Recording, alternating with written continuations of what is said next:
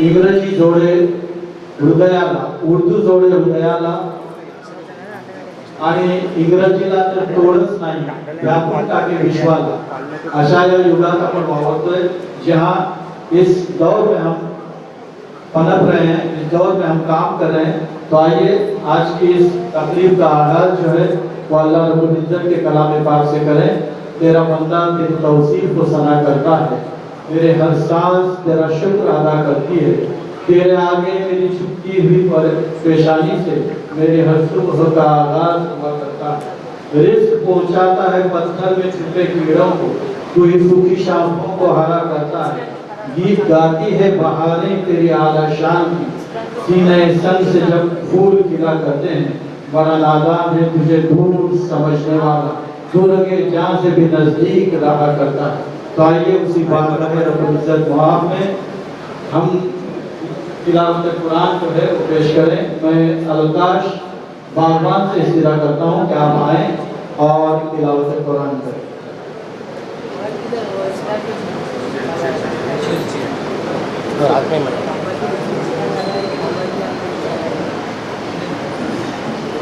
अस्सलामु अलैकुम व रहमतुल्लाहि व बरकातुहू। अऊज़ु बिल्लाहि मिनश शैतानिर रजीम।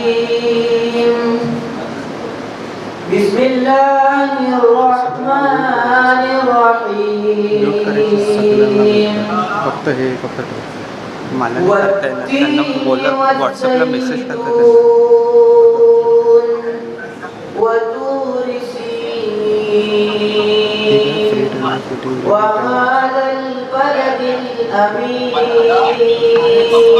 प्लीज जो लोग देख रहे हैं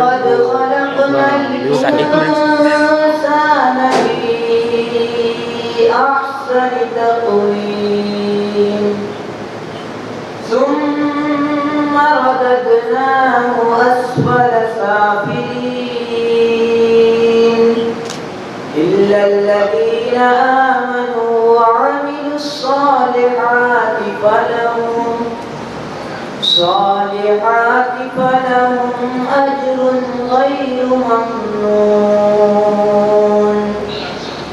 فما يكذبك بعد بالدين أليس الله بأحكم الحاكمين।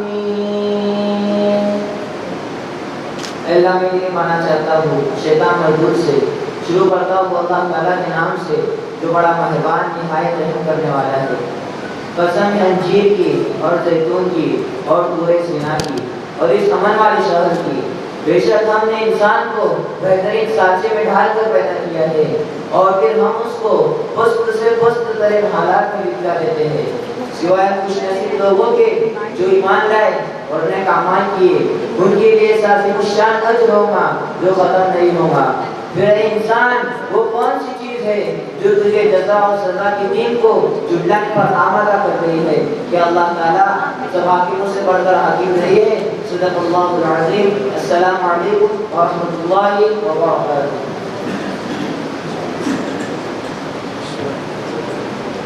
सुभान। आइए इसके बाद आका नामदार सल्लल्लाहु अलैहि वसल्लम की बारगाह रिसालत महब नार का नजराना पेश करें।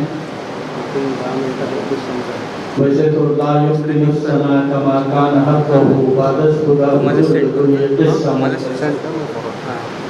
तो कविवर ये सुरेश भट्ट कहते हैं, भले बुरे पाहिले किती किती खरे आणि किती खोटे, भल्यात माझा भला मोहम्मद, खऱ्यात माझा खरा मोहम्मद सल्लल्लाहु अलैहि वसल्लम।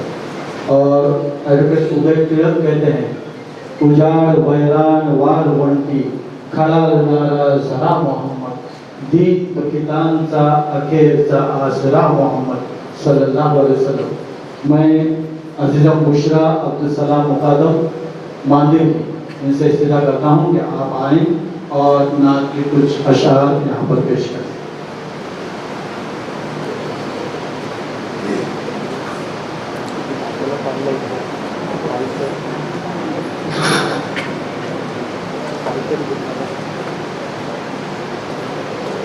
अस्सलामुअलैकुम वरहमतुल्लाहि वबरकातुहू। मेरे प्यारे नबी तुझसे सब कुछ फिदा, मेरे प्यारे नबी तुझसे सब कुछ फिदा। हुर्मते रसूल पे जान भी कुर्बान है, हुर्मते रसूल पे जान भी कुर्बान है, हुर्मते रसूल पे जान भी कुर्बान है, हुर्मते रसूल पे जान भी कुर्बान है। मेरे प्यारे नबी तुझ पे सब कुछ फिदा, मेरे प्यारे नबी तुझ पे सब कुछ फिदा। अपने गम की दवा तेरी हर हर अदा, राहते कल्ब जहादियो मुक़्तदा। अपने गम की दवा तेरी हर हर अदा, राहते कल्ब जहादियो मुक़्तदा। तेरी हुर्मत पे हो मेरी जागर फिदा, तेरी उल्फत का हक फिर बिना हो अदा। मेरे प्यारे नबी तुझ पे सब कुछ फिदा, मेरे प्यारे नबी तुझ पे सब कुछ फिदा। हुर्मते रसूल पे जान भी कुर्बान है, हुर्मते रसूल पे जान भी कुर्बान है दुआएं तो सबकी दरूदे नबी, जिनकी बरकत समेटे ये आलम सदा। है दुआएं तो सबकी दरूदे नबी, जिनकी बरकत समेटे ये आलम सदा। पर कहा ये सलात और सलाम हर कहा, उम्मती उम्मती की तेरी निदा। मेरे प्यारे नबी तुझ पे सब कुछ फिदा, मेरे प्यारे नबी तुझ पे सब कुछ फिदा। मैं मदीने की गलियों में चलती रही, पर मुआतर हर एक मेरा रास्ता रहा। मैं मदीने की गलियों में चलती रही, पर मुआतर हर एक मेरा रास्ता रहा। उससे आगे कहाँ जाऊँ मैं अब भला, मेरी मंजिल है शहरे हबीबे खुदा। मेरे प्यारे नबी तुझ पे सब कुछ फिदा, मेरे प्यारे नबी तुझ पे सब कुछ फिदा। हुर्मते रसूल पे जान भी कुर्बान है, हुर्मते रसूल पे जान भी कुर्बान है, हुर्मते रसूल पे जान भी कुर्बान है, हुर्मते रसूल पे जान भी कुर्बान है।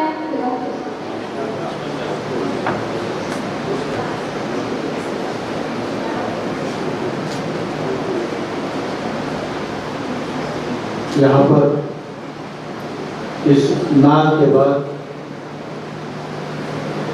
हमारे बीच दो मेहमान पराजमान हो चुके हैं।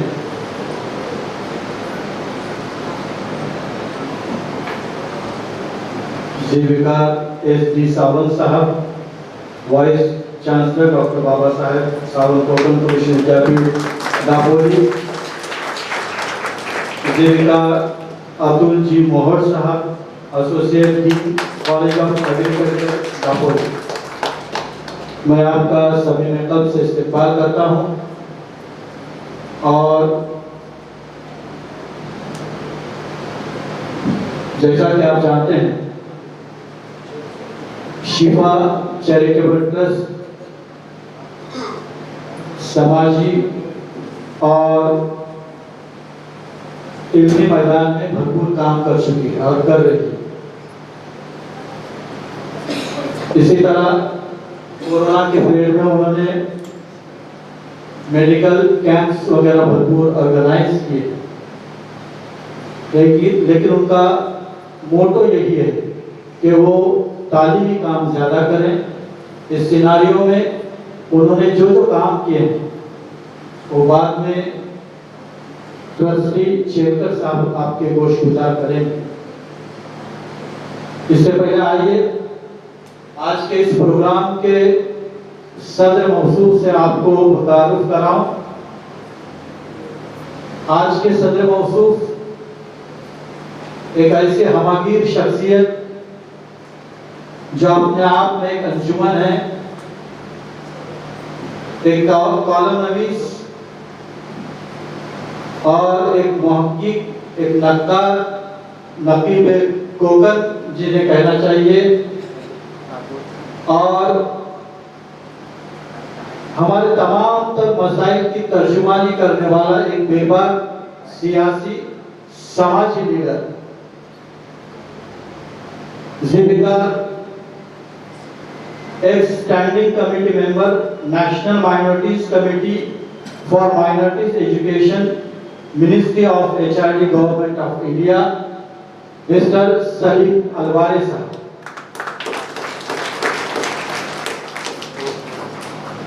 उनके साथ आज मेहमान खुसूसी में से हमें हमारी खुशकिस्मती है कि यहाँ पर किसी हिंदू मुस्लिम की तमीज न करते हुए, मराठी उर्दू इंग्लिश की तमीज न करते हुए एक वाइस चांसलर इस प्रोग्राम में बच्चों की रहनुमाई के लिए आता है। मैंने पहले ही कहा कि मराठी जोड़े राज्याला, हिंदी जोड़े राष्ट्राला, उर्दू जोड़े हृदयाला, इंग्रजीला तर तोडच नाही व्यापून टाके विश्वाला, अशा या युगात आपण वावरत आहोत। आणि अनेकता में एकता मेरे वतन की शान है, इसीलिए तो कहते हैं भारत मेरा महान है। हिंदू ही मुसलमान है, हिंदू ही मुसलमान है, हिंदू न मुसलमान। ऐकाश अपने मुल्क में ऐसी फजा बने, मंदिर जले तो रंज मुसलमान को भी हो, पामाल हो न पाए मस्जिद के आबरू, ये फिक्र मंदिरों के निगहबान को भी हो। इस हालत में हमारी टीम साहब यहाँ पर तशरीफ फरमा है, मैं उनका सभी में कल से इस्तेमाल करता हूँ। आपला मनाच्या अंतकरणातून हार्दिक हार्दिक स्वागत। स्टेज पर तमाम जितने भी हमारे मेहमान हैं, आप सबों का सभी में कल से मैं शिफा चैरिटेबल ट्रस्ट की ओर से इस्तेमाल करता हूँ। आपल्या सर्वांचं पुनश्च मनाच्या अंतकरणातून हार्दिक स्वागत। उसी तरह यहाँ पर हमारे तलबा आए हैं, तमाम तलबा का, उनके पेरेंट्स और जमातुल मुस्लिमीन दाभोल, नौशे और अतराफ अपना के गांव से जो जो यहाँ पर हजरात आए, उन सबों का शिफा चैरिटेबल ट्रस्ट की ओर से सभी में कल से इस्तेमाल। आइए हमारे अपनी तहजीब के हिसाब से हम हमारे मेहमान का इस्तेमाल करें, उनका एजाज करें।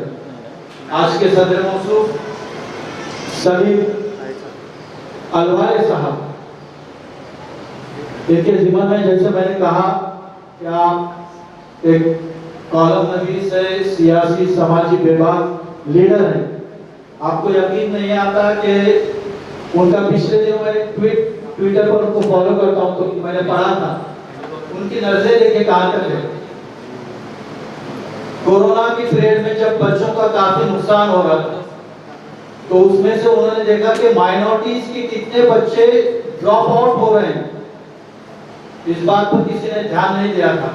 कितने बच्चे स्कूलों में पहुंच नहीं पा रहे, फिर वो उर्दू रहे, इंग्लिश मीडियम रहे, मराठी रहे, मेन स्ट्रीम में जो बच्चे पहुंच नहीं पा रहे हैं, उन बच्चों को पूरे महाराष्ट्र में कितने बच्चे हो सकते हैं जो स्कूल का मुंह नहीं पिछले 2 साल में देख पाए। उनका पूरा उन्होंने एक तजज़िया किया, एक पूरा मजमून उन्होंने लिखा और टाइम्स ऑफ इंडिया वगैरह में उनका वो मजमून हमने पढ़ा था। तो ये इस तरह की उनकी नजरें जो है वो वहां तक पहुंचती है जहां हम नहीं पहुंच रहे।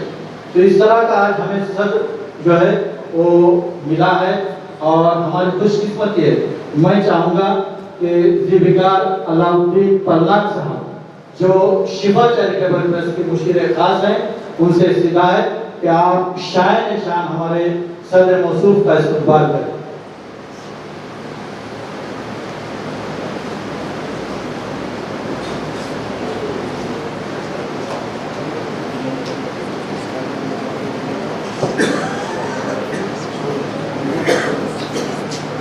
नको चालू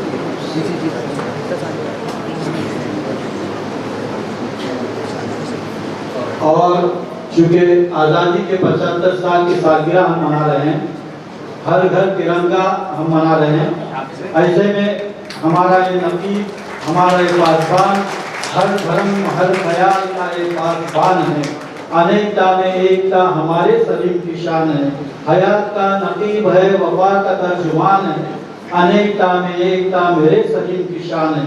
इसीलिए तो कहते हैं सलीम मेरा महान है, सलीम मेरा महान।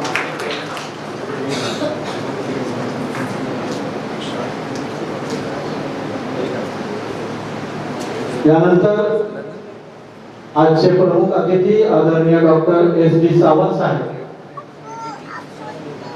Honourable vice chancellor doctor Babasaheb Sawant, Konkan Krishi Vidyapeeth, ज्यांच्या बाबतीत आपण सगळ्यांना माहित आहे, हे असो किंवा अन्य आमचे जे प्रमुख अतिथी आहेत, आपल्या जीवनातील प्रत्येक क्षण हा सोन्याचा कण मानून श्रद्धेने भेटणारे, बुद्धीने कामी लावणारे, क्रोधी माणसाला शांतपणाने, असभ्याला सभ्यपणाने जिंकणारे असे कुटुंब व्यक्तिमत्व, विशाल व्यक्तिमत्व म्हणजे आपले डॉक्टर एस.डी. सावंत साहेब। मी नम्र विनंती करतो आदरणीय शकील शेखर साहेब, ट्रस्टी शिफा चॅरिटेबल ट्रस्ट, की आपण आदरणीय साहेबांचा यथोचित सन्मान करा।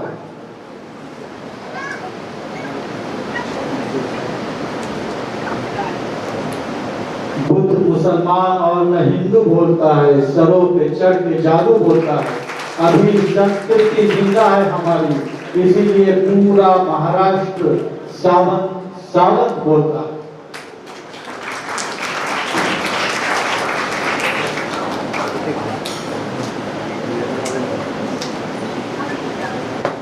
असू हॅलो नको, असं नको, ते स्टेजवरच फिक्स कर।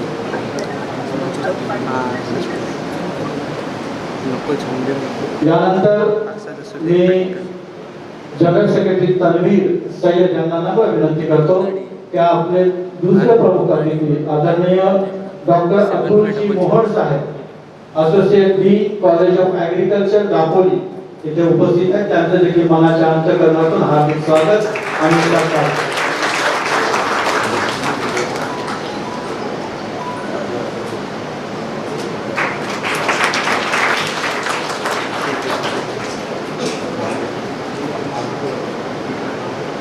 आइए इसके बाद एक ऐसी शख्सियत का हम एजाज कर रहे हैं जो असर हाजिर की तालीम, समाजी बारीकियों पर और दीनी कामों में सबसे अव्वल में शुमार किए जाते हैं। जो एक खतीब, इमाम और नवाज कौम जिसे कह सकते हैं, वो है हमारे मुफ्ती मोहम्मद हुसैन साहब। मैं इस्तिदा करता हूँ जीविकार मुअज्जम नागवा साहब से कि आप आए और मोहतरम का शान निशान इस्तकबाल करें।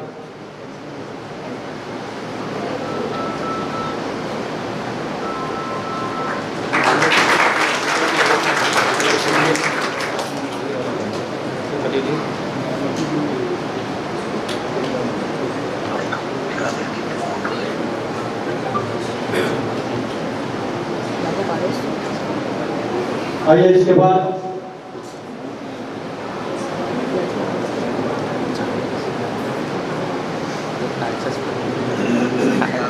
डॉक्टर दिलावर डॉक्टर जफर दरवी साहब,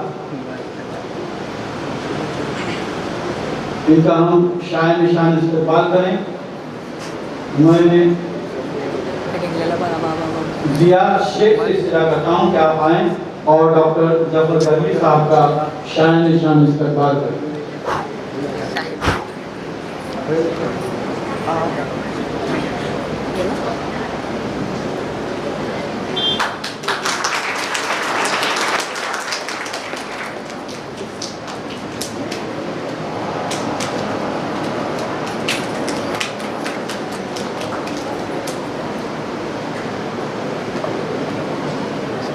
जीविका दिलावर चोगले साहब, आप founder joint secretary seeds foundation, life member token unity centre Kurla, chairman KTF थाने आइन Palghar, secretary Mumbai port trust मजदूर संघ यूनियन, आप दिलावर चोगले साहब हैं। मैं नवाज बाला भाई से इस्तरा करता हूँ कि आए हमारे इस नौजवान का शायद निशान इस्तेमाल करें। तरक्की की ऊंची उड़ानों से है ताल्लुक मेरा सब जवानों से, जो करते हैं मोहब्बत मुझे जवानों से है। तो आप हैं दिलावर चोगले साहब।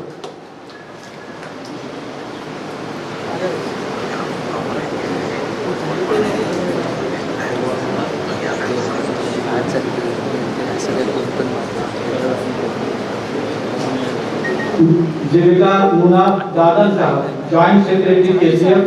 मैं कबीर मनियार साहब से इस्तरा करता हूँ कि आप आएँ और मोहतरम का शायद निशान इस्तेमाल करें।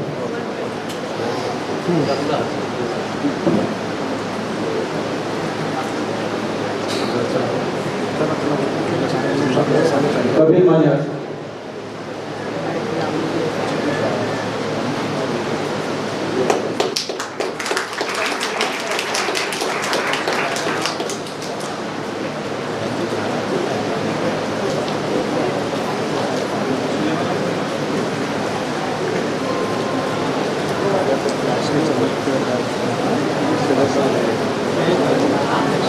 एक ऐसी शख्सियत जो तालीमी मैदान में जिन्होंने भरपूर कारनामे अंजाम दिए हैं और इस शहर की प्रथम नागरिक पिछले 5 साल पहले जिन्होंने काम किया है और जिस मनसब पर थे हमारे जिम्मेदार जावेद मनियार साहब, जो दापोली नगर पंचायत के नगर अध्यक्ष रह चुके हैं। मैं तनवीर मनियार साहब से इस्तरा करता हूँ, तनवीर सैयद से, कि आप आएँ और जावेद मनियार साहब का मनियार बहुत निकल रहा है तो इनका शायद निशान इस्तेमाल करें।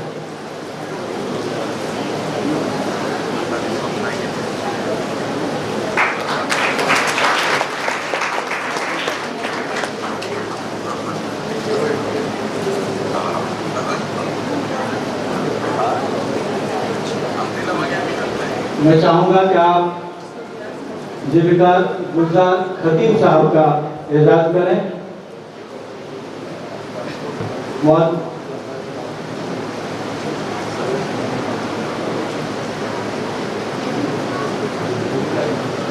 मुअज़्ज़म नागवा साहब जो इनका एजाज कर रहे हैं।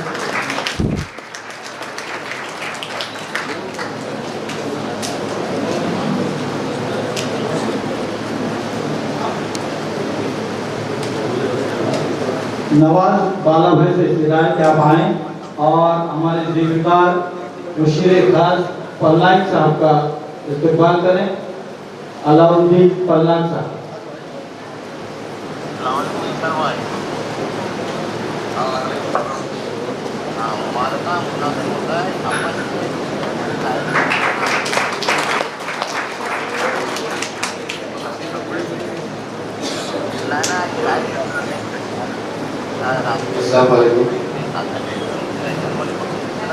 भाई मेहमान और तमाम हाज़रीन का इस्तेकबाल करने में हम हमारे खास आज के गेस्ट ऑफ ऑनर जनाब ताजुद्दीन फरकार साहब जो आपके सामने अभी अनाउंसमेंट कर रहे थे, मैं चाहूँगा कि उनका सत्कार Shakeel Cherkar trustee Shifa charitable trust या तो शकील चेरकर जनाब Tajuddin Farkar extension officer education Dapoli से चालू करते हैं।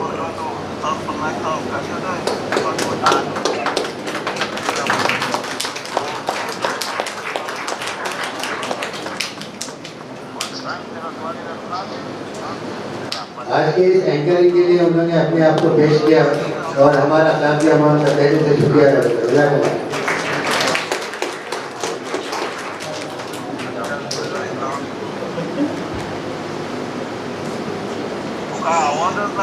जैसे कभी जिसे आदमी तो ये प्रकार है ना, करे मरकज के गिर्द गर्दिश उसे प्रकार करेंगे, गोल गोल घूमता रहता मैं जीविका तुमचा म्यूट शेखर साहब से जो ट्रस्टी हैं उनसे इल्तिजा करता हूँ कि आप यहाँ पर आएँ और शिफा चैरिटेबल ट्रस्ट का तारुफ और शिफा चैरिटेबल ट्रस्ट जो है उसका पूरा खाता, तालीमी खाता, सामाजिक खाता जो है वो लोगों के सामने रखें और इसके बाद जो है वो यहाँ पर हमारे मुकर्रिरीन जो रहेंगे, एक 2 या 3 मुकर्रिरीन रहेंगे, वो आपसे बात खिताब करेंगे, उसके बाद बच्चों का एजाज़ होगा। हमारे मुस्लिमीन जमातुल मुस्लिमीन नौशा जमातुल मुस्लिमीन दापोल और दूसरे जो अफसर यहाँ पर हमारे मेहमान खुसूसी में है, मैं हमारे जनरल सेक्रेटरी शिफा चैरिटेबल ट्रस्ट के तनवीर सैयद से गुजारिश करता हूँ कि वो उनका इस्तेमाल करें। साथ ही साथ मैं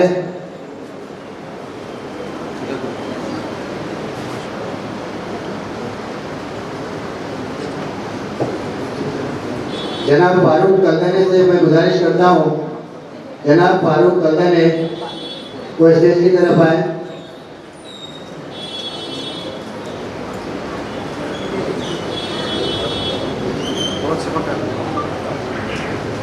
शकील चेरकर साहब इनका इस्तेमाल करेंगे।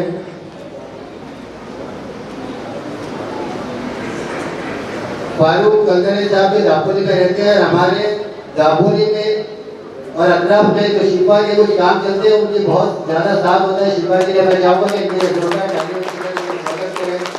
अल्हम्दुलिल्लाह पिछली बार जो है महाड़ में व्हीलचेयर डिस्ट्रीब्यूशन का जो प्रोग्राम चला था उसमें दापोली तालुक से शिफा चैरिटेबल ट्रस्ट की यानी से 4 माजूरों को डिसेबल को ले जाना, वहाँ पर उनका व्हीलचेयर ऑटोमेटिक व्हीलचेयर पास कराना, इन सब कामों में शिफा चैरिटेबल ट्रस्ट के लिए इन्होंने बहुत मेहनत की। मैं इनका दिल से शुक्रिया अदा करता हूँ। जनाब फारूक कलदने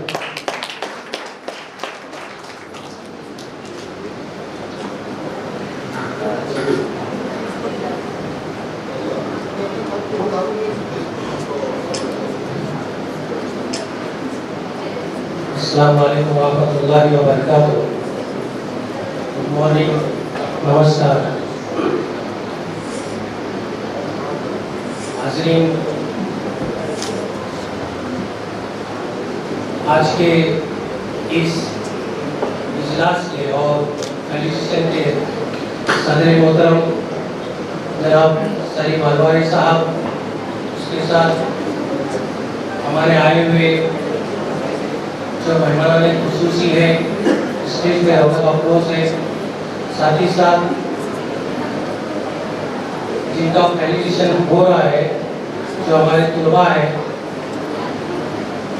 साथ में आए हुए उनके गार्जियन, पेरेंट्स और जुमला जमातुल मुस्लिमीन दापोल, साथ ही साथ जमातुल मुस्लिमीन नौशा, अंजनवल से आए हुए हमारे मस्जिद मेहमान और जो भी यहाँ पर तशरीफ फरमा है। हाज़रीन, मैं आप सभी का शुक्रगुजार हूँ कि आप लोग बड़े ही कम वक्त में आपको मौजूद किया गया और आपने वक्त फारिग किया और यहाँ पर आप तशरीफ फरमा हुए और इस इजलास की जो रौनक बख्शी आपने इजलास को रौनक बख्शी। मैं आप सभी हाजिरीन का तहे दिल से शुक्र अदा करता हूँ। शिफा चैरिटेबल ट्रस्ट इसकी बुनियाद तकरीबन आज से 14 साल पहले 2008 में हुई और इसका रजिस्टर चैरिटेबल ट्रस्ट में किया गया। तभी से ट्रस्ट जो इसकी फील्ड है, इन्होंने अपनी जो दो फील्ड चुनी है, इसमें मेडिकल हेल्थ और साथ में एजुकेशन में हेल्प किया जाए और जो हमारे स्टूडेंट तालिब इल्म है उनको आगे कैसे बढ़ाया जाए, इसके पीछे कैसी मेहनत की जाए, उनको अपनी तरफ से राय मशवरों से आज तक ये नवाजते आई हुई है। साथ में ये प्रोग्राम इसी की बदौलत खुदा की दुआ के हमारे जो बच्चे हैं वो कैसे आगे बढ़े।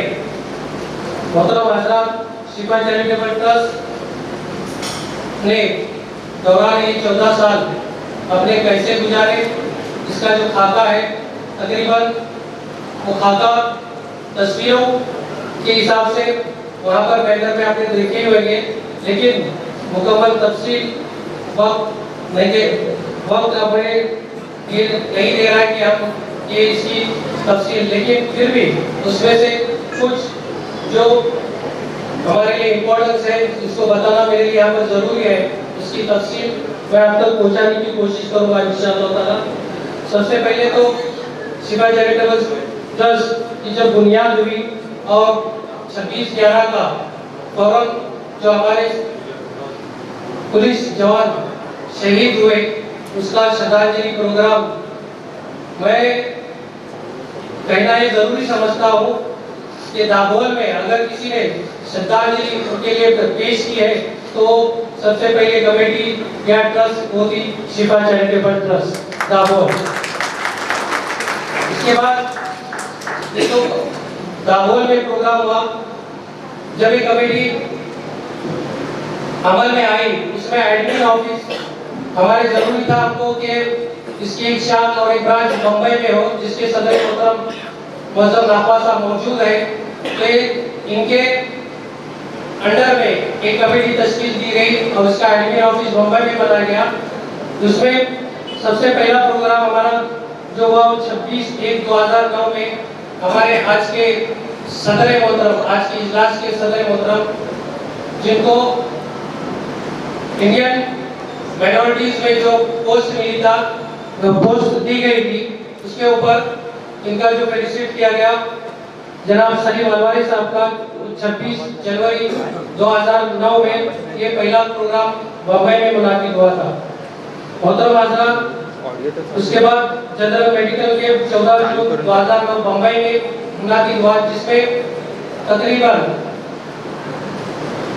350 पेशेंट ने अपना चेकअप कराया जो मुख्तलिफ मरीज मुख्तलिफ के हिसाब से, मतलब जो डॉक्टर हमने बुलाए थे तकरीबन हर इसमें उसमें जो कैटरेक्ट के भी पेशेंट थे तो उनका भी कैटरेक्ट के हिसाब से जो ऑपरेशन किया गया था सुमैया हॉस्पिटल को टाई अप करके तकरीबन 19 पेशेंट ऐसे थे कि उनका ऑपरेशन उस टाइम में फ्री सुमैया हॉस्पिटल में करवाया गया था, तो जिसका पूरा शिफा चैरिटेबल ट्रस्ट ने उठाया था।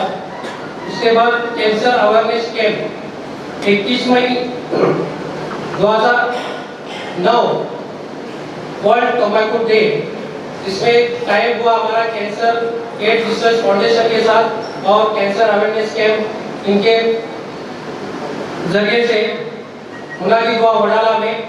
अल्हम्दुलिल्लाह बहुत सारी इससे भी फायदे पहुंचे।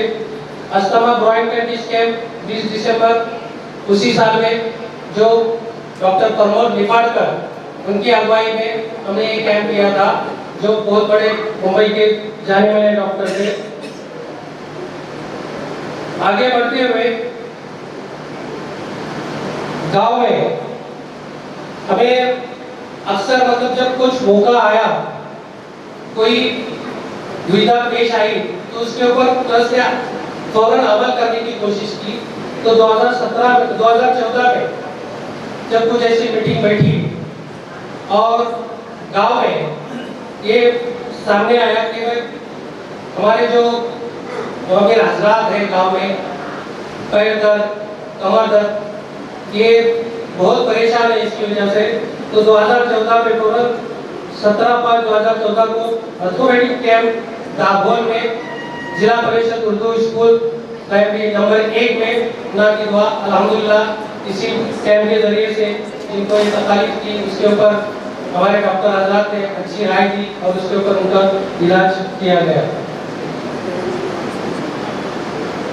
उसी दरमियान 2017 में एक बात सामने, स्कूल के जितने भी बच्चे हैं तो इनके जो कैलेंडर दिए जाते तो बच्चों को कैलेंडर में कॉलम आता है कि भाई इनका ब्लड ग्रुप कौन सा है। तो इसी ताल्लुक से ट्रस्ट ने फौरन डिसीजन लिया कि दाभोल की जितने भी स्कूल है जिसमें स्कूल दाभोल एजुकेशन सोसाइटी का जो हमारे इंग्लिश मीडियम स्कूल है वो लोकमान्य तिलक मराठी स्कूल, तो दाभोल में तकरीबन 5 से 6 स्कूल, साथ ही साथ इसमें श्रृंगारदरी का स्कूल मदरसा कासिम उसके भी बच्चे हैं। इन सारे बच्चों का ब्लड ग्रुप डिटेक्शन करके उनको कार्ड तकसीम किए गए ताकि बच्चों को ये कार्ड स्कूल में अपने ब्लड ग्रुप शो करने में काम आए। जनरल मेडिकल कैंप अल अमल स्कूल ये गवर्नरी में, बम्बई गवर्नरी में मुनाकिद हुआ था। बच्चों के जितने भी हमारे उस टाइम में बच्चों का ये था कि जरा चेकअप करके जो इसके ऊपर रिसर्च करने का, बच्चों का चेकअप करने के बाद ये बात सामने आई थी कि जो हमने बच्चों को उस वक्त के डॉक्टरों का जो रुझान बच्चों में जो बीमारियां या कमजोरियां पाई गई वो थे हमारे 5 रुपए वाले कुरकुरे के पैकेट्स, जिसमें नमक की मिकदार इतनी ज्यादा रहती है कि जो बच्चे के आंतों को कमजोर करता है। ये इसके ऊपर रिसर्च डॉक्टर ने हमें पेश किया था और बच्चों में उनकी वजह से कुछ ऐसे बीमारियां पैदा हुई थी। उसके ऊपर फिर अलावा स्कूल को कांटेक्ट करके ये सब हमारे डॉक्टर की पूरी टीम वहाँ पहुँच के इनको डिटेक्ट किया और ये उनके ऊपर राय मशवरा देके बच्चों को और उसके पेरेंट्स को बुला के इससे दूर रहने की राय मशवरा और सलाह दिया गया। इसके बाद 3/6/2020 हम लोग भूले नहीं है निसर्ग तूफान जो पहाड़ रत्नागिरी और पहाड़ होते हुए बम्बई की तरफ उसकी जो स्पीड और ये उसकी वजह से जो हमारे काफी नुकसान हुए। उस दौरान आपको वो नक्शा, वहाँ के पिक्चर्स अभी भी जहन में हमारे आते हैं। 3 तारीख को ये तूफान आया था और मैंने बम्बई से दाभोल 5 तारीख में सफर किया था और जो रायगढ़ जिला और रत्नागिरी सफर जो ये हुआ मेरा, तो रायगढ़ डिस्ट्रिक्ट से होते हुए मैं दाभोल पहुंचा था। जो नुकसान हमने अपने नजरों से देखे हैं दिल भर आता है। उसी दरमियान जब दाभोल में हम पहुंचे हमारी पूरी टीम मौजूद थी, कबीर बनियार, उसी तरह हमारे जितने भी खैरफाल थे। उस वक्त तकरीबन 10 से 12 दिन हमारे कोकन रीजन में लाइट इलेक्ट्रिसिटी नहीं थी। पब्लिक परेशान थी, आवाम परेशान थी। एक मुद्दा आया दाभोल व अपराध में कि भाई पानी की कमी है, पानी नहीं आ रहा है क्योंकि बिजली नहीं है। और इसके लिए तो 10 फिक्रमंद हुई। 3-4 दिन के बाद ये मामला सामने आया तो हमने कांटेक्ट किया तो जनरल ये हमारे एक फैसल अलवारी साहब बम्बई में रहते हैं, उन्होंने बहुत सारे जनरेटर उस वक्त प्रोवाइड किए थे। तो हमने भी उस वक्त जनरेटर प्रोवाइड करने के लिए उनके लिए हमारी राय दी कि दाभोल में जनरेटर पहुंचाया जाए। जो बच्चन नदी में हमारी मोटर पानी की सप्लाई होती है दाभोल और अतराफ के गाँव के लिए, लेकिन मोटर की HP जितनी है वो 3 दिन तक हमको उसकी HP की खबर नहीं दी गई, इसका हॉर्स कितना है। उसके बाद हमको जनरेटर मंगाया जाए। जनरेटर बिल्कुल तैयार थे लेकिन पहुंच नहीं पाए। 3 दिन के बाद हमने फौरन डिसीजन लिया कि भाई टैंकर मंगाए जाए और इनको पानी प्रोवाइड किया जाए दाभोल वार्ता में। तो तकरीबन दाभोल के जहाँ पे कुएं दस्तयाब नहीं है पूरा दाभोल गाँव और नौशा तक हमने एक ही दिन में तकरीबन 12,500 लीटर दूध पानी टैंकर के जरिए से प्रोवाइड किया था। और उसके लिए सबसे बड़ी जो कुर्बानी की गई और वो कुर्बानी थी, पानी जिन्होंने हमको दिया वो थे हमारे यासीन यूनुस मुजावर साहब। एक ही अल्फाज में कमिश्नर से जाके मुलाकात की और उन्होंने हामी भरी कि भाई आपको जितना पानी चाहिए वो पानी यहाँ से। मैं शुक्रगुजार हूँ जनाब यासीन यूनुस मुजावर साहब का। अल्लाह रब्बुल इज्जत इनकी उम्र में बरकत दे, उनको सेहत और तंदुरुस्ती दे। मैं मेरे इस उनका भी इज़हार इंशाल्लाह हम लोग करेंगे। उसके बाद नंबर आता है लॉकडाउन। लॉकडाउन जो 2020 मार्च के बाद लॉकडाउन के हालात हम पर पेश आए, हम उससे भी बखूबी वाकिफ है। लॉकडाउन में ट्रस्ट ने जो काम अंजाम दिया है काबिल तारीफ है कि दाभोल के धक्के मतलब भंडारवाड़ी जितने भी वाड़ी भंडारवाड़ी है, उसके बाद जाधववाड़ी है, खारवाड़ी है, दूसरवाड़ी है, उसके बाद हमारे जुमला जमातुल मुस्लिमीन मोहल्ले हैं, उसके बाद नौशाद तक हमको राशन की तकसीम करना था। लेकिन पुलिस डिपार्टमेंट की तरफ से हमारे से इंस्ट्रक्शन था कि भाई आप परमिशन ले, उसके बाद तुम राशन की तकसीम कर सकते हैं। तो उसके लिए भी लॉकडाउन हमारे मेम्बरान ने की और दापोली में आके कलेक्टर के जरिए से उसका परमिशन लिया और पूरे दाभोल में नौशाद तक उस वक्त लॉकडाउन में राशन की बातें, क्योंकि बाहर निकलना और दुकानें खोलना उसके लिए मतलब हमको बंदिश की कि हम बाहर घूम नहीं सकते थे और दुकानों से राशन खरीद नहीं सकते थे। इसके लिए पब्लिक अपने घर में थी, तो जो ज़रूरतमंद थे उन तक अनाज की कमी जब पेश आई तो ये राशन की तकसीम करने का ट्रस्ट ने फैसला किया और अल्हम्दुलिल्लाह वो भी काम सरे अंजाम तक पहुँचाया। उसके बाद 22/7/2021 कोकन फ्लोड जो महार और चिपड़ून में बस कल ही इसके लिए इरसाल हुआ मुकम्मल। उस वक्त की भी जो कार्यकर्ता है ट्रस्ट की वो काबिल तारीफ है। उसमें तकरीबन 20/7/2021 को ये तूफान आया और रायगढ़ में महाड़ और रत्नागिरी में चिपलून, इसमें इतने हालात पेश आए कि हम उनसे बखूबी वाकिफ हैं। लेकिन उसमें भी तकरीबन दाभोल से शुरू के वक्त में नाश्ता और पानी चिपलून तक पहुँचाया गया।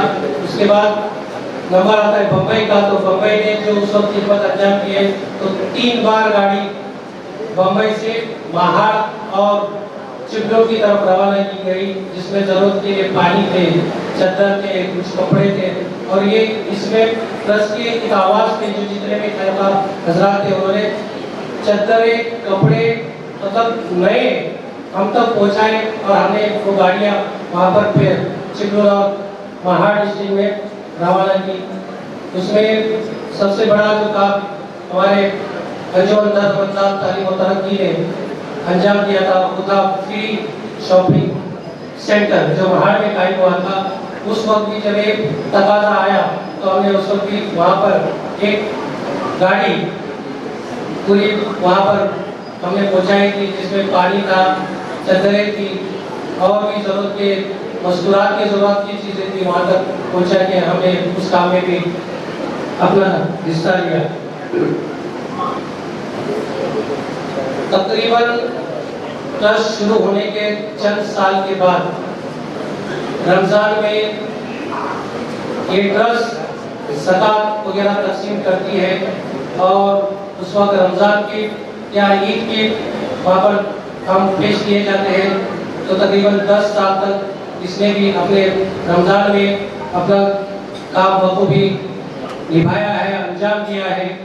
आखिर में मतलब उसकी तफसील पूरे रमज़ान की न बताते हुए मतलब हमने जो उस वक्त रमज़ान में जो काम होता है और ज़कात तकसीम होती है और राशन की तकसीम होते हैं रमज़ान के हिसाब से, तो हमने शुरू किए थे 60 की गिनती थी। उसके बाद आज वो पिछले रमज़ान तक 350 बेवा और यतीम तक वो किट की गिनती हुई है। और इस रमज़ान में सबसे बड़ा जो हमने फैसला किया था, हमारी मीटिंग बैठी, ट्रस्ट के मेंबरान उसमें शरीक हुए और जो इस साल रमजान के लिए जो फैसला किया गया कि हमें करना क्या है, तो दापोली तालुके के जितने पूरे तालुके में राशन किट ये वो तो तकसीम होता है, दूसरे दीगर ट्रस्ट भी करते हैं, लेकिन शिफा चैरिटेबल ट्रस्ट ने इस साल एक अनोखा काम अंजाम दिया। वो था पूरे तालुके में 1450 लीटर दूध तकसीम किया, जो दापोली के अतराफ के गांव, उसके बाद दापोली तालुका से नजदीकी मुरुड है, हरने, अंजरला, पास और केसी, मांडीवली, वहाँ तक ये दूध और उसके साथ में शिफ्टिंग के हिसाब से जो ये थे पैकेट से वो तकरीबन 750 जरूरतमंदों तक पहुँचाया गया। अल्हम्दुलिल्लाह ये सारी तफसील थी। आखिर में मैं इस कामों को मतलब हिम्मत दी, उदय जुमला जमातुल मुस्लिमीन दापोल, साथ में जमातुल मुस्लिमीन नौशा है, बुरोनी है, अंजनमेल है, मैं सारी जमातों का तहे दिल से शुक्र अदा करता हूँ। और आखिर में ये जो प्रोग्राम मुनाकिद हुआ, जिनके लिए मुनाकिद हुआ, उसके लिए मैं मुबारकबाद देता हूँ। अल्लाह आपको आपके इल्म में और भी तरक्की दे और इजाफा करे, आगे के मराहिल जो तालीम के एतबार से हो वो आपको अल्लाह रब्बुल इज्जत हिम्मत के साथ आगे बढ़ने की सलाहियत मौसूल करे। जज़ाकुमुल्लाह खैर व हसन करे। अस्सलाम वालेकुम। जी हाँ, ये शिफा चैरिटेबल ट्रस्ट के कुछ कारहाय नुमाया थे। हो यानी सर्वसामान्यांतर भरपूर पाणी पाजलंय, पण मोठमोठ्या लोकांना देखील पाणी पाजण्याचा प्रयत्न केलेला आहे। वरना तो ये होता है कि एड्स नल्ला 24 घंटे खुला पर पानी, ऐसे गवर्नमेंट की स्कीम्स है, लेकिन इन्होंने पानी पिलाया और बड़ों बड़ों को पिलाया, सर्वसामान्य लोगों को भी पिलाया, इसलिए शिफा का भरपूर शुक्रिया। यहाँ पर हमारे जिम्मेदार इकबाल परकार साहब बराजमान है, मैं उनसे इस्तीदा करता हूँ और सेक्रेटरी तनवीर से इस्तीदा करता हूँ कि आप इकबाल परकार साहब को बाइज्जत यहाँ पर लेकर आए। सलीम अलवारी साहब तो आपके प्यार में इस तरह फंसे हुए कि वो आपको देखते करें कि उनको पहले ऊपर बुलाइए। सर, मैं मुअज़्ज़म नागवा साहब से इस्तीदा करता हूँ या तनवीर से कि हमारे एक मेहमान इकबाल परकार साहब जो किसी तारीफ या किसी तारुफ के मोहताज नहीं है, मैं उनसे तनवीर से इस्तीदा करता हूँ कि आप आएँ और उनका शायर निशान इजाज़ करें। इकबाल भाई के बाद हमने दिल का दरवाज़ा खोला ही नहीं, वरना बहुत से चांद आए थे इस घर को सजाने के लिए, और ये मैं नहीं कह रहा हूँ, अलवारी साहब करें। यानंतर मी जास्त वेळ न घेता आदरणीय अतुलजी मोहोळ साहेब यांना नम्र विनंती करतो की आपण विद्यार्थ्यांना मार्गदर्शन करा।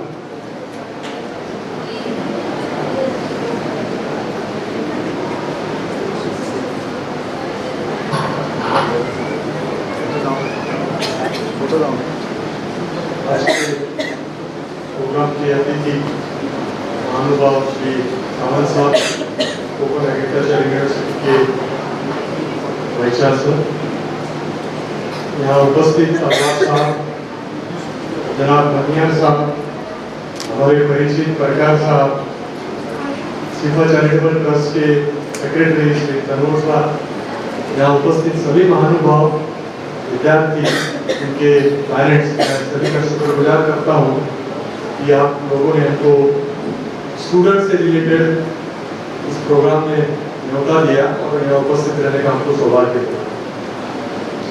मैं बहुत ज़्यादा वक्त दूंगा नहीं, लेकिन मुझे एक बात याद रही कि परकार साहब ने जब अनाउंसमेंट करते समय कहा कि मराठी महाराष्ट्र को जोड़ती है, हिंदी राष्ट्र को जोड़ती है, उर्दू दिल को जोड़ती है और अंग्रेजी जो है वो पूरे विश्व को जोड़ती है। मैं इसी बात को आगे लेके चलना चाहूँगा कि चाहे कोई भाषा हो, चाहे कोई मजहब हो, चाहे कोई धर्म हो, चाहे कोई रंग हो, इन सभी को अगर कोई चीज़ जोड़ती है तो वो एक ही कल्चर है, वो है एग्रीकल्चर।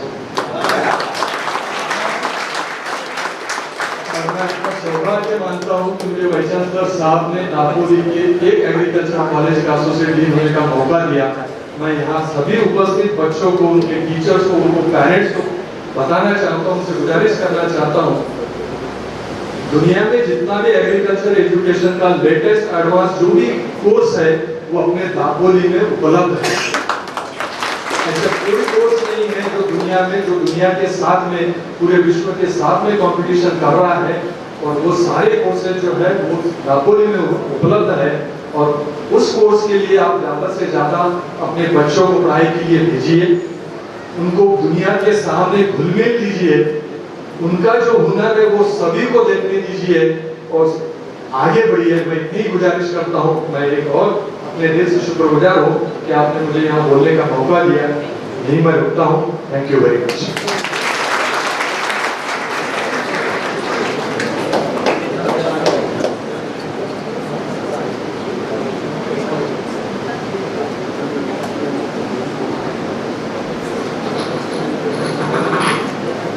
ये थे मोहर साहब, जिन्होंने एग्रीकल्चर की अहमियत को वाज़ेह किया। मैं उनका शुक्रिया अदा करता हूँ कि एक दिशा देने का काम हमारे बच्चों को किया है। वरना यहाँ पर मैंने वही कहा ना कि हमारे पास सब कुछ है टोटल में, गवर्नमेंट की भरपूर स्कीम्स है, वो पानी के नल हमेशा ऐसे खुले रहते, उसमें से पानी नहीं आता। अभी कहा मैंने कि नल्ला 24 घंटे खुला बट पानी मिला। वैसे एग्रीकल्चर कॉलेज है, लेकिन सही मालूम है वहाँ पर क्या क्या है वो हम लोगों को मालूम है। आपने आज मालूम करा कर दिया कि दुनिया के सारे एडवांस प्रोसेस जो है वो यहाँ पर पढ़ाए जाते हैं। आप आए यहाँ पर, आपका भरपूर शुक्रिया कि आपने 2 जुमलों में इस एग्रीकल्चर की अहमियत को वाज़ेह किया। आइए इसके बाद हम हमारे वाइस चांसलर साहब को इन्वाइट करते हैं कि आप आएँ और हमारे बच्चों को जो है वो रहनुमाई करें।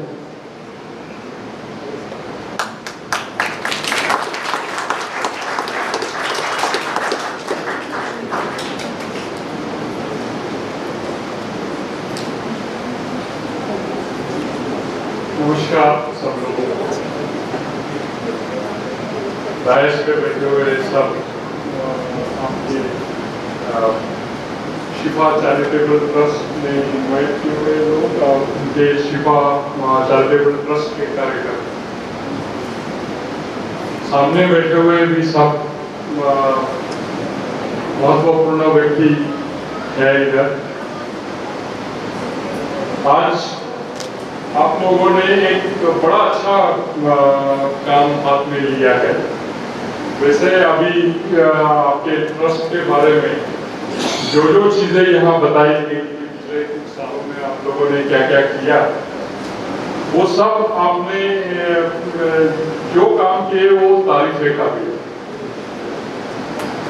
You have work for humanity आणि ये काम बहुत इम्पोर्टेंट है कि जब भी आपका एरिया किसी भी मुसीबत में होता है और किसी भी तकलीफ में होता है, तो उस तकलीफ कम करने के लिए, वो मुसीबत में लोगों को, आम आदमी को सहारा देने के लिए आप जो आगे आए, वो बहुत ही काबिले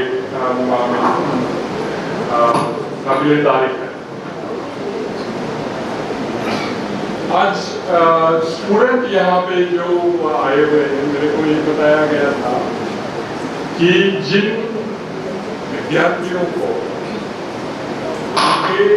अभी डिक्लेयर किए हुए रिजल्ट के मुताबिक 80% से ज़्यादा मार्क मिले हैं और वो लड़के बच्चे इधर के आसपास के एरिया के हैं, तो उनको ऑनर करने के लिए, उनको कुछ उनके सक्सेस का जो एनकरेजमेंट करने के लिए इधर उनको बुलाया गया है। अभी हमारे मोहन साहब ने एक चीज बताई कि सब चीजें इकट्ठा करने के बाद जो सबको संभालता है वो एग्रीकल्चर, और उस एग्रीकल्चर के एक महाराष्ट्र के एक इलाके की जो यूनिवर्सिटी है वो इस दापोली में स्थित है और मैं उसका वाइस चांसलर। हिसाब से आज ये सब छोटे बच्चे इधर आए हुए हैं, उनको मैं एक जरूर बताऊंगा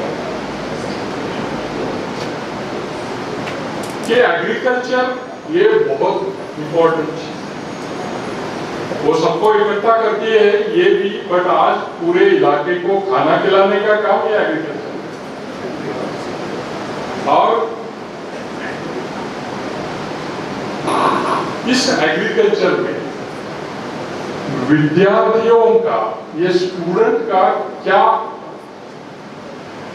चॉइस है, मैं ये बताना चाहूँ कि 74 में मैं इसी कॉलेज में पढ़ने के लिए आया था और उस टाइम मेरे फैमिली में कोई इंजीनियर था, डॉक्टर था, अच्छे प्रोफेशन में मैं घर का सबसे छोटा बच्चा। और जब मैंने एग्रीकल्चर जाने के लिए मेरी इच्छा प्रकट की तो सब लोग देखे पागल हो गए, क्या एग्रीकल्चर में जा रहा है।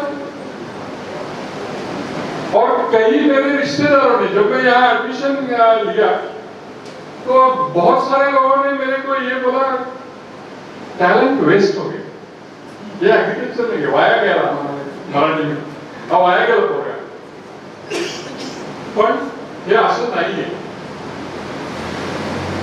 एग्रीकल्चर आज के तारीख में बहुत ही जमीन देखेगा और आज वो सिचुएशन नहीं है। कोंकण का पर्टिकुलर एरिया में अगर आप ये सोचते हैं कि यहाँ पे उतनी सुबलता नहीं, मतलब economy was based on money order, कोई यहाँ के घर के बंदे कई अपना मुंबई में काम करते थे और कुछ कमाते थे, और इधर अपने जो ज्यादातर बूढ़े लोग या बहुत पढ़ाई जिन्होंने नहीं की, ऐसे लोग जो यहाँ पे घर में रहते थे, उनको मनी ऑर्डर दे करके उनका काम चलाते थे। आज वो परिस्थिति नहीं है। आज हर एक घर में वैसे बोले तो सुबलता है, मतलब ऐसा भूखा कोई नहीं है कोकण के रीजन में आज के तारीख। नॉर्थ आपल्या भागामध्ये ये इस इलाके में मनी ऑर्डर इकोनॉमी भी नहीं, फिर भी जब तक एग्रीकल्चर का ये जो सब्जेक्ट है वो साइंस बेस्ड, उसमें जो साइंस ने जो तरक्की की है उस तरक्की का फायदा उठा करके जो एग्रीकल्चर करता है, ऐसे एग्रीकल्चर करने वाले आज भी हमारे पास ज्यादा नहीं, वो होने चाहिए। अगर वो होने हैं तो ये जो बच्चे आज 80% मार्क मिले हुए बच्चे हैं, उन्होंने एग्रीकल्चर जाने की इच्छा जरूर दिखानी चाहिए। हमारे एग्रीकल्चर में चॉइस बेस्ड, मतलब कि जैसे पुराने जमाने में मेडिकल साइंस, इंजीनियरिंग और कंप्यूटर साइंस ऐसे लोग पढ़ाई के लिए जाते थे, वैसे लोगों ने एग्रीकल्चर में आना चाहिए, ये हम चाहते हैं। हमको एक स्टोरी जरूर बतानी है कि मैं यहाँ पे जब स्टूडेंट था तो 75 की बात होगी कि वो 11th स्टैंडर्ड होता था, बोर्ड 11वीं बोर्ड होता था। तो उस बोर्ड के रिजल्ट के बाद हमारे इलाके में जो टॉपर था एक चिपनीस नाम का लड़का, और वो रिजल्ट होने के बाद अपने टीवी पे या रेडियो के चैनल पे उनके इंटरव्यूज आते, तो उस इंटरव्यू में उस बच्चे ने कहा, जो टॉपर था उस पूरे इलाके का एसएससी बोर्ड का, उसने कहा कि मैं एग्रीकल्चर में जाना चाहता हूं। और उस टाइम हमारे डॉक्टर कदरेकर यहाँ के एग्रीकल्चर कॉलेज के प्रिंसिपल, उन्होंने वो सुना कि एक लड़का है जो टॉपर आया हुआ है, वो कहता है कि मैं एग्रीकल्चर जाना चाहता हूँ। तुरंत हमारे प्रोफेसर की टीम बनाई उन्होंने और उसके घर नहीं गया, वो कहीं कर्जत में रहने वाला, और उसको बोला कि भैया तुम एग्रीकल्चर जाना चाहोगे हमारे कॉलेज में, हम तुम्हारी पूरी एजुकेशन की तैयारी करवाएंगे और आपको आगे बढ़ाएंगे। सही में वो टॉपर होने के बावजूद भी उस साल दापोली एग्रीकल्चर कॉलेज में उसने एडमिशन, और इस कॉलेज में वो बंदा बीएससी पास हो,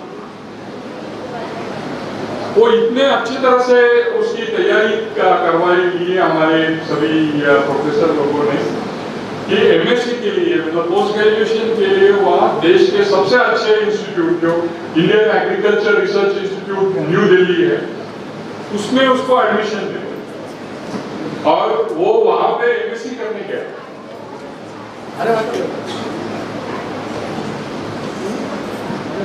सो वहां पे भी उसने एक्सेल किया और उसके बाद पीएचडी के लिए वो यूएसए चला गया, और आज वो लड़का यूनाइटेड स्टेट्स एग्रीकल्चर डिपार्टमेंट के काफी बड़े ओहदे थे, और सभी एग्रीकल्चर यूनिवर्सिटी में जो रिसर्च का फंड रिलीज होता है या दिया जाता है यूएसए में, उसके पूरे ऑर्गेनाइजेशन का वो डायरेक्टर। मेरे को ये बात इसलिए कही है कि आज हमारे जो अच्छे परसेंटेज आए हुए बच्चे इधर आए, उनको ये मैं जरूर बताऊंगा कि एग्रीकल्चर में आई थी। साहब ने ऑलरेडी कहा है कि दुनिया के सबसे अच्छे जितने भी कोर्सेज हैं वो इधर पढ़ाए जाते हैं, सच बात। और हमारे कॉलेज के लिए आप इस तरह से आइए कि हम आपका पूरा सपना साकार करने के लिए आपको पूरी मदद करेंगे, और हम ये भी चाहते हैं कि हमारे कॉलेज में पढ़ के हमारे कॉलेज का नाम भी ऊंचा करें। ये दोनों बहुत महत्वपूर्ण है। दूसरा एक बात मेरे को बताना है ये सब बच्चों को, कि जो कॉलेज में पढ़ाया जाता है वो एक सिलेबस, जो सिलेबस जिसको आप कहते हैं कि जिसमें पूरे सब्जेक्ट में जितना नॉलेज होता है, उस नॉलेज एमएससी बीएससी जो भी डिग्री लेना है उसके लिए वो डिग्री प्राप्त करने के लिए वो नॉलेज कितना उन बच्चों को समझ में आना चाहिए, उसी के लिए वो सिलेबस बनाया जाता है। पर ये सिलेबस का पढ़ाई करके आपको डिग्री मिल सकती है, आपको अच्छे मार्क मिल सकते, बट ये मार्क मिलने के बाद आप कोई बड़े साइंटिस्ट या टीचर या कोई एंटरप्रेन्योर बनेंगे इसकी कोई गारंटी नहीं। आपको अगर बड़ा बनना है तो इस सिलेबस के बाहर भी आपने कुछ अपना इंटरेस्ट दिखाना चाहिए, कि जिसको हम आज बोलते हैं इनोवेशन, क्रिएटिविटी, या आपका बड़ा होने का एक हौसला, ये सब चीजें जो होती है वो सिलेबस में नहीं है। मतलब आज आपको 80% मार्क मिले हैं, बहुत खुशी की बात है, आपका सम्मान होना चाहिए, आपकी तारीफ होनी चाहिए, बट ये इनफ नहीं है, ये सफिशिएंट नहीं है। इसके आगे भी आपने कुछ आपकी सोच डेवलप करनी चाहिए। आज के जमाने में आप कितने क्रिएटिव हैं, आप किस तरह से आपके नॉलेज का उपयोग करना चाहते हैं, ये ज्यादा इंपॉर्टेंट।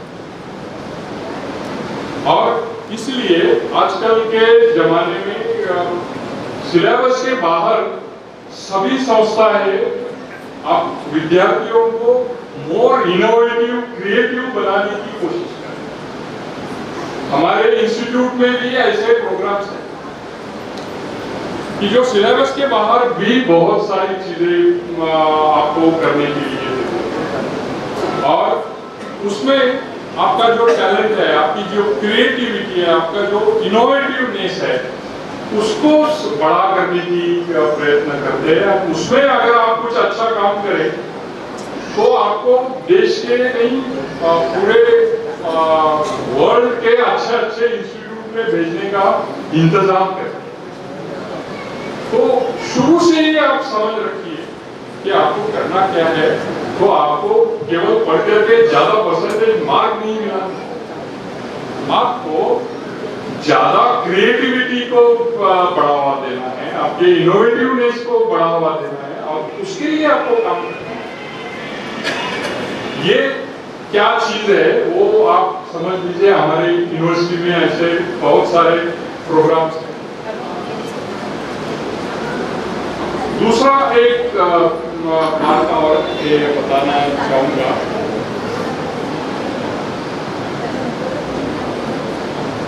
आप जिस एरिया से बिलोंग करते हैं, मतलब मेरा ये कहना है अभी कि अभी 15 अगस्त को हम आजादी का अमृत महोत्सव मनाने जा रहे हैं।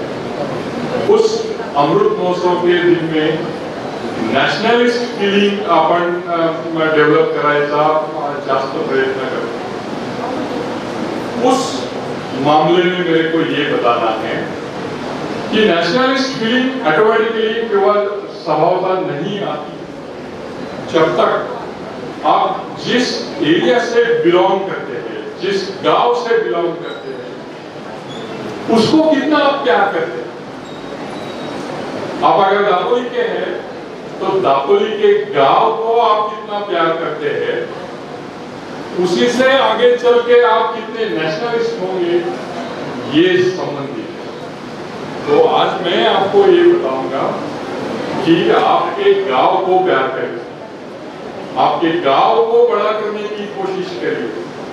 आप जितना भी सीखे, जितना भी पढ़े, उस अपने जहां पैदा हुए, जहां बड़े हुए, उस गांव को बड़ा करने के लिए आप क्या करेंगे ये सोचिए।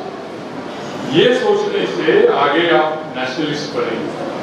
तो नेशनलिस्ट होना ये भी बहुत इंपॉर्टेंट है आज के तारीख में। तो ये कुछ चीजें स्टूडेंट्स को बताने की बहुत जरूरत है। जब मैं पढ़ाने आया तो मेरे पेरेंट्स ने इतना ही बताया था, खूब पढ़ो, एमएससी पीएचडी करो और सबसे पहले कहीं नौकरी पाओ, और नौकरी वो भी गवर्नमेंट ऑर्गेनाइजेशन की मिली तो और अच्छा। तो उसी डायरेक्शन में हमने काम किया, हम बड़े हो गए कि वो आप कोशिश की। आज मैं ये आपको बताऊंगा कि नौकरी मत ढूंढिए। आप अगर पढ़ने वाले हैं तो एंटरप्रेन्योर बनने के लिए पढ़िए।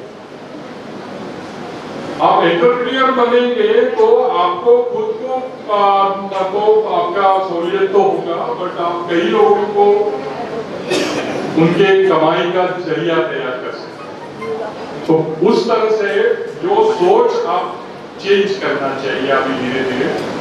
आज के जमाने में इतने अपॉर्चुनिटीज गवर्नमेंट दे रही है, स्किल डेवलपमेंट, एंटरप्रेन्योरशिप डेवलपमेंट की, एजुकेशन के साथ साथ है। उसके लिए जितना आप कोशिश करेंगे, जितनी आप मेहनत करेंगे, उसके हिसाब से आपका एरिया, आपका देश, आपका राष्ट्र ये बढ़ सकता है। तो इसी हिसाब से आप अगर काम करेंगे आगे चल के तो आप हम लोग कुछ आगे बढ़ पाएंगे। तो ये कुछ 2-3 चीजें मैं जहाँ जाने का और बच्चों के साथ बात करने का मेरे को मौका मिलता है तो मैं यही चीजें सबको बताने की कोशिश कर रहा हूँ। आपको पहले बधाई कि आप 80% से भी ज्यादा मार्क पाए इस सिचुएशन में, और आपको खूब शुभकामनाएं।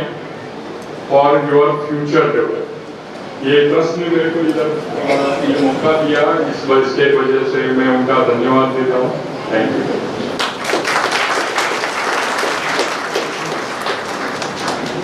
ये हमारी शिफा की खुशकिस्मती है कि यहाँ पर दापोली शहर के दापोली नगर पंचायत के उपनगर अध्यक्ष हम सब के चहेते जीविकार खालिद रखांगे साहब विराजमान हैं। मैं जनरल सेक्रेटरी साहब से अनुरोध करता हूँ कि आप आए और उनका शान निशान इस्तेमाल करें।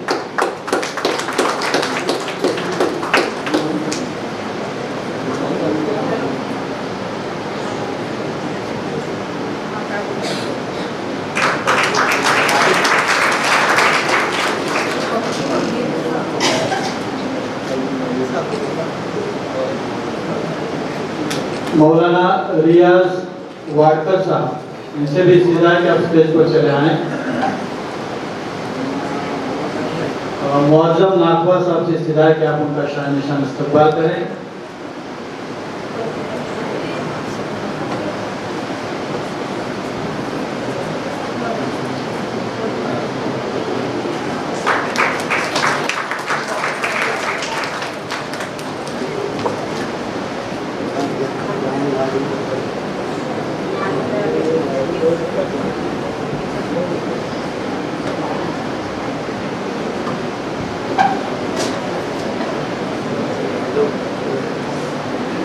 अशफाक चिट्टे साहब यहाँ पर विराजमान है। मैं तनवीर सैयद से इस्तदा करता हूँ कि आप उनका शान निशान इस्तेमाल करें।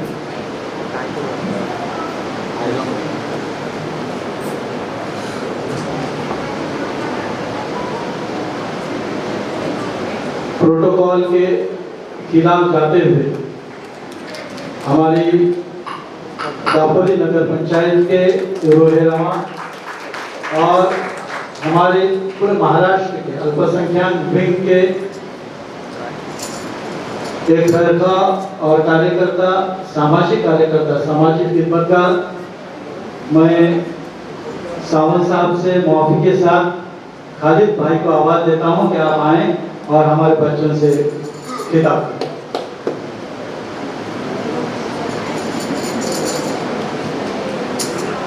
अस्सलाम वालेकुम।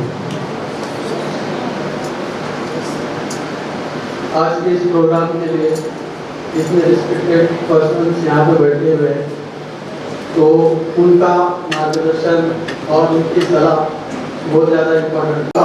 बच्चों को हिम्मत अफजाई दिया है और इस प्लेटफॉर्म को इनको डायरेक्शन और इनको मार्गदर्शन करने के लिए जो पर्सनालिटीज यहाँ पे बुलाई है, उन्होंने अपना कीमती निकाल के वो यहाँ से आए, तो इसलिए सबसे पहले मैं उनका भी शुक्रिया अदा करता हूँ। जो लोग बच्चे जिनका यहाँ पे सत्कार होने वाला है, 10वीं और 12वीं के स्टूडेंट जिन्होंने अच्छे मार्क्स लिए, अच्छे नंबर लिए और एक मुकाम हासिल किया, मैं उनके फ्यूचर के लिए अल्लाह रब्बुल इज़्ज़त से दुआ करता हूँ कि अल्लाह रब्बुल इज़्ज़त उन्हें दुनिया में एक ऊंची कामयाबी तक पहुँचाए।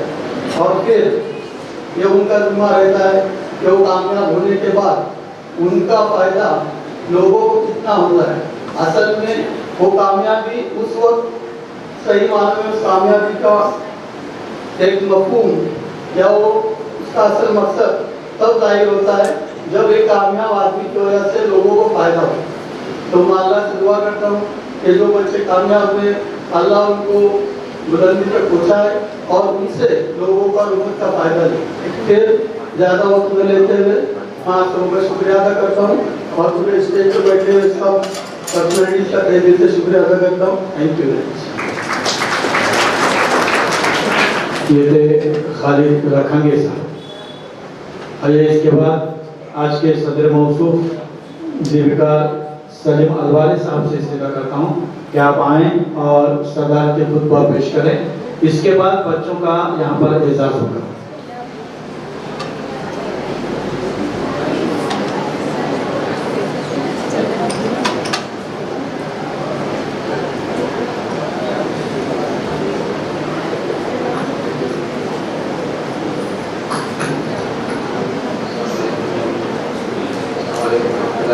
आवाज आ रही है? पूरी आवाज आ रही है आप तक? तो आवाज़ आ रही है।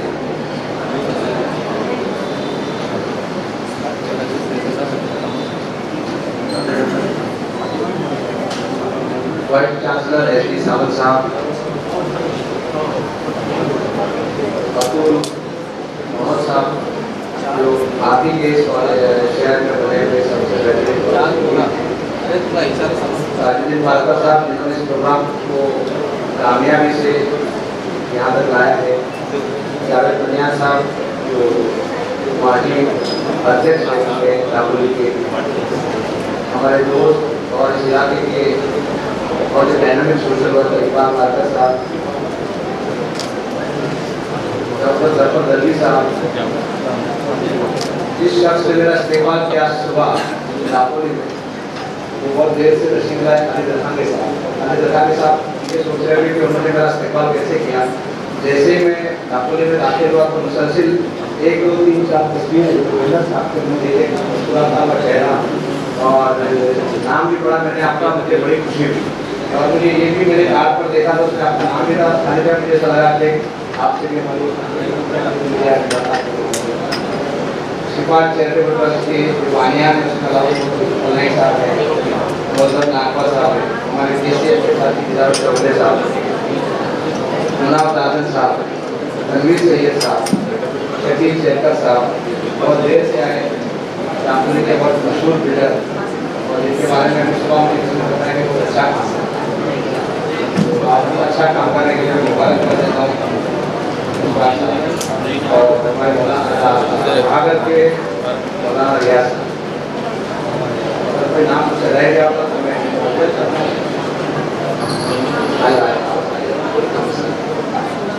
और मेरे सामने बैठे हुए जो मुअज़्ज़िज़ हस्तियाँ हैं दापोली व अतराफ की, मेरे प्यारे प्यारे बच्चों, चूँकि आज का जो प्रोग्राम है सिर्फ और सिर्फ आपके लिए मुनक़्क़िद किया गया है, उन बच्चों के लिए जिन्होंने 10वीं और 12वीं में नुमायां नंबर हासिल किए हैं। और रहीम साहब ने हमारे वाइस चांसलर साहब ने बताया कि किन बच्चों को आज इनाम दिए जा रहे हैं। तो सबसे पहले मैं उन तमाम बच्चों को और उनके वालिदैन को मुबारकबाद देता हूँ कि आपने 10वीं और 12वीं में नुमायां कामयाबी हासिल की। थोड़ा मैं ये अर्ज करना चाहूँगा तमाम बच्चों से कि अपनी कामयाबी पर जोरदार तालियां बजाएं। आज के जलसे में अगर किसी चीज़ की कमी महसूस की है तो वो ये कि तालियां नहीं बजा रही हैं, बहुत सारी अच्छी अच्छी बातें आपके सामने हैं। ये जलसा अपने इख्तिताम पर है, मेरी तकरीर होगी, उसके बाद मेरे आप तमाम लोगों को सर्टिफिकेट्स और ट्रॉफीज वगैरह दी जाएगी। मैं आप लोगों से अर्ज करना चाहूँगा कि 10वीं का जो इम्तिहान आपने पास किया है वो आपकी ज़िंदगी का 10वां 11वां या 12वां इम्तिहान रहा होगा। जिन्होंने केजी किया उनके लिए 12वां, और जिन्होंने पहली से स्कूल में दाखिला लिया उन्होंने 10 इम्तिहान दिए। लेकिन 10वीं के इम्तिहान को आपको ये समझना चाहिए कि ये पहला इम्तिहान था आपकी ज़िंदगी का, आपकी तालीमी ज़िंदगी का ये पहला इम्तिहान है जो आपने अल्हम्दुलिल्लाह अच्छी तरह से कामयाब किया है। लेकिन इस इम्तिहान को देने के लिए 10 साल तक, पिछले 10 साल तक आपने पढ़ाई की है, आपके वालिदैन ने आप पर मेहनत की है, आपके असातिज़ा ने आप पर मेहनत की है, तब जाकर ये नतीजा आया है। अब इस नतीजे को, इस कामयाबी को बरकरार रखना आपकी जिम्मेदारी है। आने वाले जो 2 साल हैं जिसे हम 11वीं और 12वीं कहते हैं, जूनियर कॉलेज में, आप चाहे साइंस में जाएं, आप चाहे कॉमर्स में जाएं, आप चाहे आर्ट्स में जाएं या आप एग्रीकल्चरल कॉलेज में दाखिला लें, ये बात आपको समझ लेनी चाहिए कि ये 2 साल आपकी ज़िंदगी का टारगेट, आपकी ज़िंदगी का हदफ और आपकी ज़िंदगी का गोल सेट करेंगे कि आपको क्या करना है, आपको क्या बनना है। सपने तो बहुत सारे बच्चे देखते हैं, मैं खुसूसन हमारे इलाके की बात करता हूँ, कोकण वगैरह के, कोकण के तकरीबन तमाम ही महाराष्ट्र और पूरे हिंदुस्तान का यही हाल है कि बहुत सारे वालिद ये सोचते हैं कि मेरा बच्चा डॉक्टर बने, मेरा बच्चा इंजीनियर बने। लेकिन आप लोग जानते हैं, आप अतराफ से अंदाजा लगा सकते हैं कि कितने बच्चे डॉक्टर बन पाते हैं और कितने बच्चे ऐसे जिनके वालिदैन के सपने अधूरे रह जाते हैं। जो बच्चे डॉक्टर बन जाते हैं वो इसलिए डॉक्टर बनते हैं कि वो बच्चे ये सोच लेते हैं, वो ये तय करते हैं कि मुझे डॉक्टर बनना है। उसी तरह जो बच्चे ये तय करते हैं कि मुझे इंजीनियर बनना है, वो बच्चे इंजीनियरिंग के लिए 2 साल मुसलसल मेहनत करते हैं। अब आपको मैं बता दूं और आप लोगों को पता भी है कि 12वीं के बाद का जो अगला मरहला ग्रेजुएशन का होता है, उसमें जो रवायती ग्रेजुएशन है, जो फॉर्मल ग्रेजुएशन है, जिसमें कॉमर्स, साइंस और आर्ट्स की शमूलियत है, उसके अलावा किसी भी कॉलेज में किसी भी प्रोफेशनल कोर्स में आपको जाना है तो आपको एंट्रेंस का एग्जाम देना होगा। और आइंदा के जो 2 साल हैं 11वीं और 12वीं के, वो आपको डट कर पूरी ईमानदारी के साथ, पूरी मेहनत और लगन के साथ पढ़ाई करनी चाहिए। यहाँ पर जो वालिदैन बैठे हुए हैं, यहाँ पर जो वालिद बैठे हुए हैं या बहनों के भाई बैठे हुए हैं, उनकी भी ये जिम्मेदारी बनती है कि वो अपनी बहनों को या अपने बच्चों को भरपूर पढ़ाई करने का मौका दें। सिर्फ 2 साल, आपने 10 साल दिए हैं, हम आपसे सिर्फ 2 साल मांगते हैं। अगर आपने 2 साल मुकम्मल किए तो आप ये समझ लीजिए कि आप अपनी ज़िंदगी में कामयाब रहेंगे। यहाँ बहुत सारी लड़कियाँ बैठी हुई, ज़्यादा तादाद में ख़वातीन बैठी हुई हैं। मैं जानता हूँ साल 2 साल 3 साल के बाद बच्चों की तादाद स्कूलों में, कॉलेजों में कम होनी शुरू होगी। इस तरह ऐसा नहीं होना चाहिए। अभी मैं आपको बताता हूँ कि कोकर के जिन 5 बच्चों ने चार्टर्ड अकाउंटेंसी का इम्तिहान पास किया है, अभी 4 दिन पहले नतीजा आया है, सीए फाइनल जिन्होंने किया है, उन 5 बच्चों में 3 लड़कियां हैं और उन 3 लड़कियों में 2 लड़कियां ऐसी है जिनकी शादी हो चुकी है, उसके बाद भी अपनी तालीम जारी रहती है।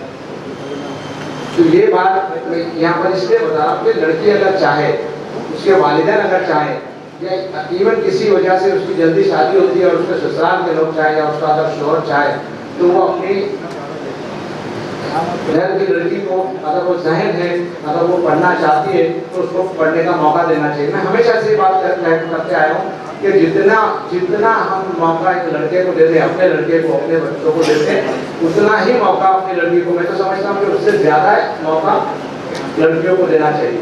एक बात छोटी सी मैं बताऊँगा, पिछले दिनों खेड़ में जो डॉक्टर्स बने हमारे कोकण के, KDA कोकण डॉक्टर्स एसोसिएशन ने एक फेलिसिटेशन प्रोग्राम रखा था। सर 30 डॉक्टर्स को फेलिसिटेट किया गया।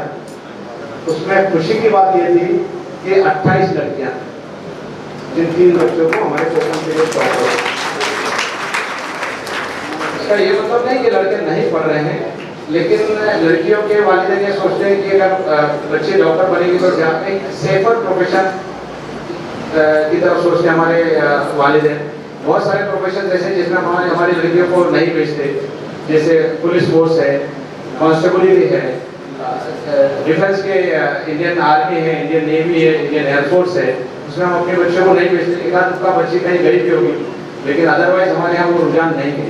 तो हम लोग ये सोचते हैं कि टीचर या डॉक्टर या बैंक की मुलाजमत हमारी लड़कियों से ज़्यादा महफूज है।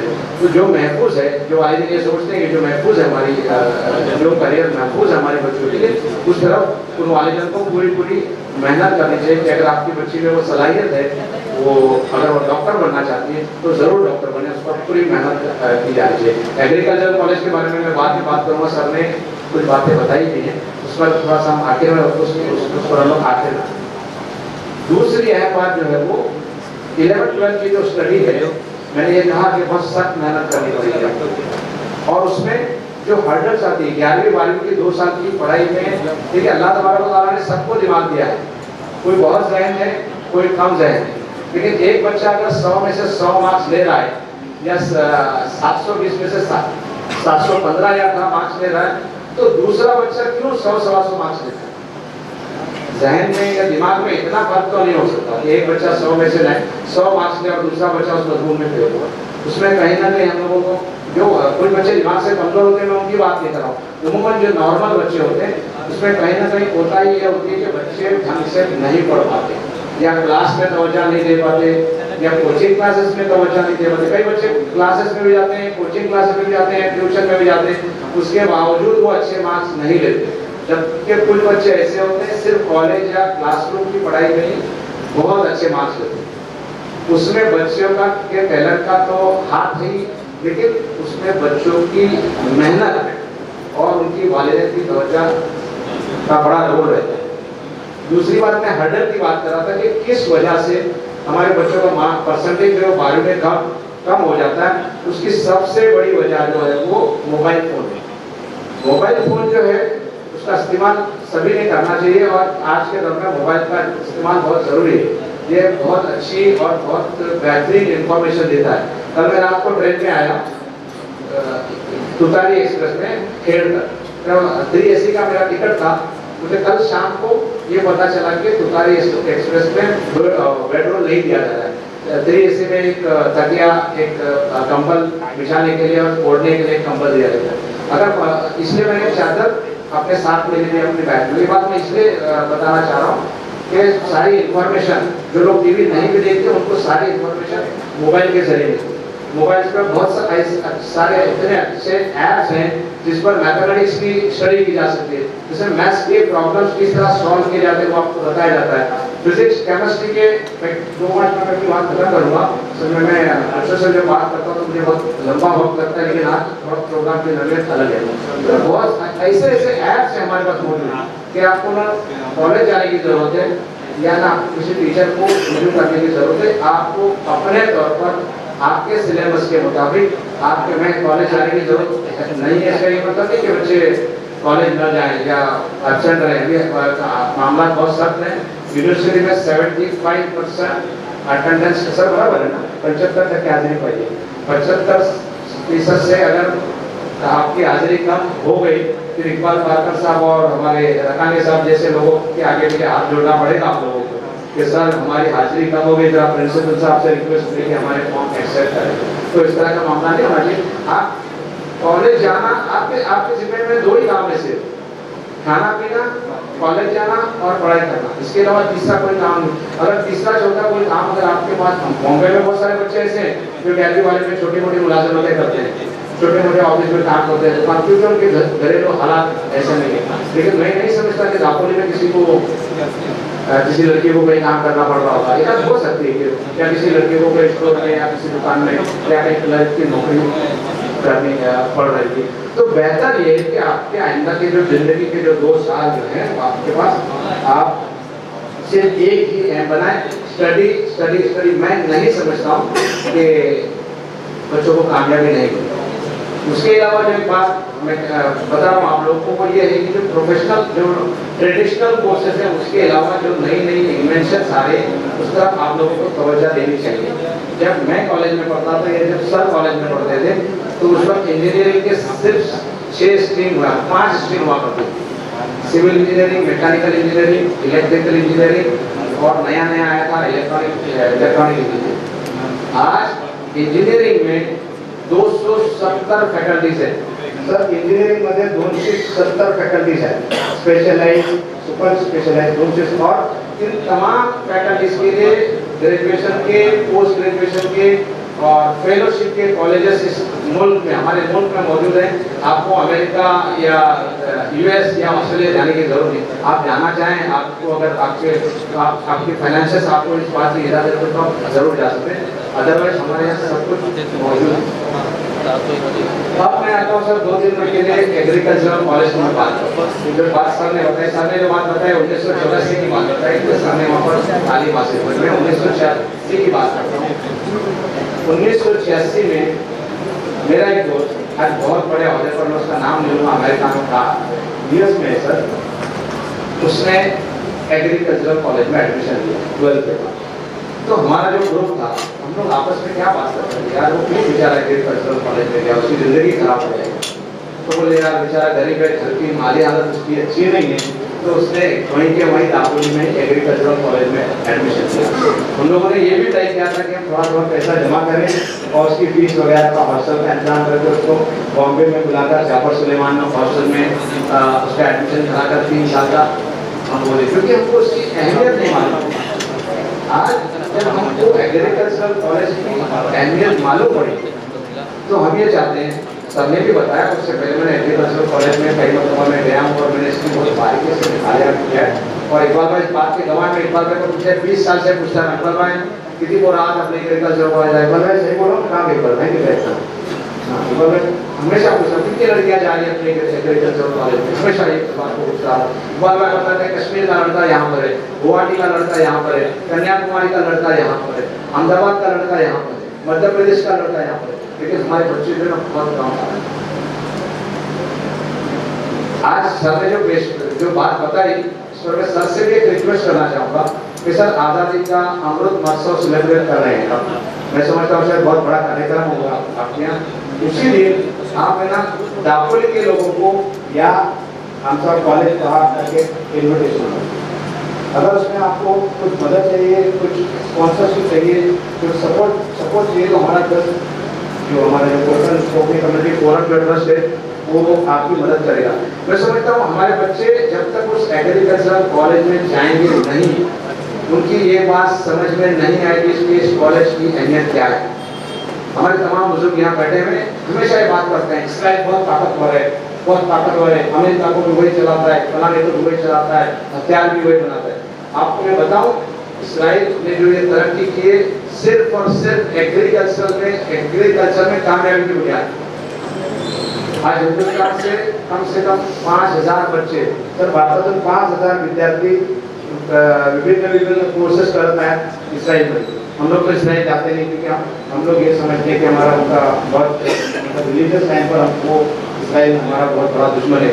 लेकिन ये बात मुझे बताना जरूरी है कि जिस मुल्क हम लोग ये कहते हैं यहाँ जितने भी बड़े बुजुर्ग हमारे बैठे हैं हम लोग हमेशा ये बात करते हैं इसराइल बहुत ताकतवर है। इसराइल ने पहले साइंस में तरक्की नहीं की, टेक्नोलॉजी में तरक्की नहीं की, इसराइल ने पहले एग्रीकल्चर में तरक्की। आज महाराष्ट्र में जो जिन क्षेत्र में एग्रीकल्चर में बहुत तरक्की हुई, जिसे हम पूना वगैरह करते हैं, पूना है, बाराबरी वगैरह है, वो सिर्फ और सिर्फ उनका मॉड्यूल जाकर लोगों ने यहाँ पर रखा। हमारे पवार साहब हैं, अजीत दादा पवार हैं, हमारे वीरेंद्र रावत हैं, ये लोग उस नई टेक्नोलॉजी के छोटी सी जगह पर कैसे ज़्यादा प्रोडक्शन लाया जा सकता है वो इसराइल तक जाते हैं और वहाँ की नई टेक्नोलॉजी यहाँ पर लाने की कोशिश करते हैं। दूसरी बात मैं अर्ज करना चाहूँगा कि इस वक्त हमारे क्योंकि मौका है इसलिए दूसरी बातें मैं अर्ज करूँगा, कोकण की खेती जो है नष्ट हो गई, नष्ट मतलब वो वेस्ट हो गई, कोई खेती नहीं कर रहा है। उसकी एक वजह है क्योंकि जब हम लोग खेती करते थे, मेरा भी ताल्लुक मैं आपको बता दूं द्वारका तालुके के गांव से भकुंडा गांव है मेरा, मैं खुद भी बारिश में आता था वो हल चलाने के लिए, तो मैं स्टूडेंट था उसके बाद भी और फसल लगाने के लिए।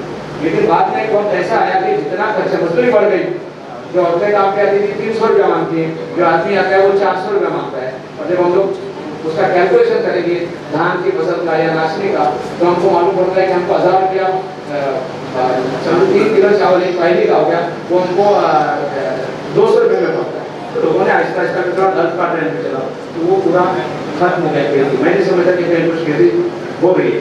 अगर कुछ लोगों ने कुछ खेती अगर कुछ कर रहे हैं तो बहुत सारे लोगों ने आम के दर्द लगाए। मैं आपको एक बात बताता हूँ, आपने नाम सुना होगा मयंक गांधी करके गुजराती बंदा है, सर तुम्हारा माहिती है। मयंक गांधी ने अकेले अपने बल पर एक तहरीक शुरू की और परली एक जिला है जिसमें गोपीनाथ मुंडे वगैरह जा सकते हैं, उसने 1 करोड़ पेड़ लगाने का तय किया। कितने? 1 करोड़ पेड़ लगाने का तय किया तो आदमी का दिमाग वो हो जाता है, पड़ जाकर के 1 करोड़ पेड़ कैसे लगाए। और अभी उसने मेरी बात की, उसने बोला सलीम भाई हम लोग अपने लक्ष्य पर, हम लोग अपने टारगेट पर बहुत तेजी से बढ़ रहे हैं। इन चीजों को हम लोगों को समझना चाहिए। हमारे जो बुजुर्ग बैठे हैं, जो हमारे मकामी लीडर यहाँ पर बैठे हैं। अभी इकबाल भाई से मैंने मेरे ख्याल में महीना भर पहले मैंने बात की इकबाल भाई से कि इकबाल भाई एग्रीकल्चरल कॉलेज जाकर ये पता करिए कि सागवान का जो पेड़ आता है पौधा क्या छोटा सा वो कितने का आता है। तो उन्होंने पूछा क्यों, मैंने ये कहा कि मैं ये चाहता हूँ कि हम लोग 1 लाख पौधे खरीदे एग्रीकल्चर कॉलेज से, और ये हम लोग हमारे जो गांव अतराफ के गांव है, गुरुआगर चित्रकूट तालुका जो दापोली गांव है, यहाँ पर हम लोग ये तकसीम करें। मेरे वालिद साहब ने 35 से 40 साल कम यहाँ से 1000 पौधे ले गए थे एग्रीकल्चर उसकी सागवान की, जिसे हम टीक वुड कहते हैं। इसलिए कहा जाता है कि सबसे महंगी लकड़ी है और हिंदुस्तान का टीक और सबसे महंगा है। वो टीक उन्होंने ले जाकर अपनी जमीनों में लगाया था। उस जमीन से अब तक मुझे 2 मरतबा अच्छी खासी रकम मिली है, तो 1 मरतबा 1.5 से 2 लाख रुपया और एक बार 2.5 लाख। तो हम लोग जब ये जब टीक वुड लगाते हैं, टीक वुड कभी मरता नहीं।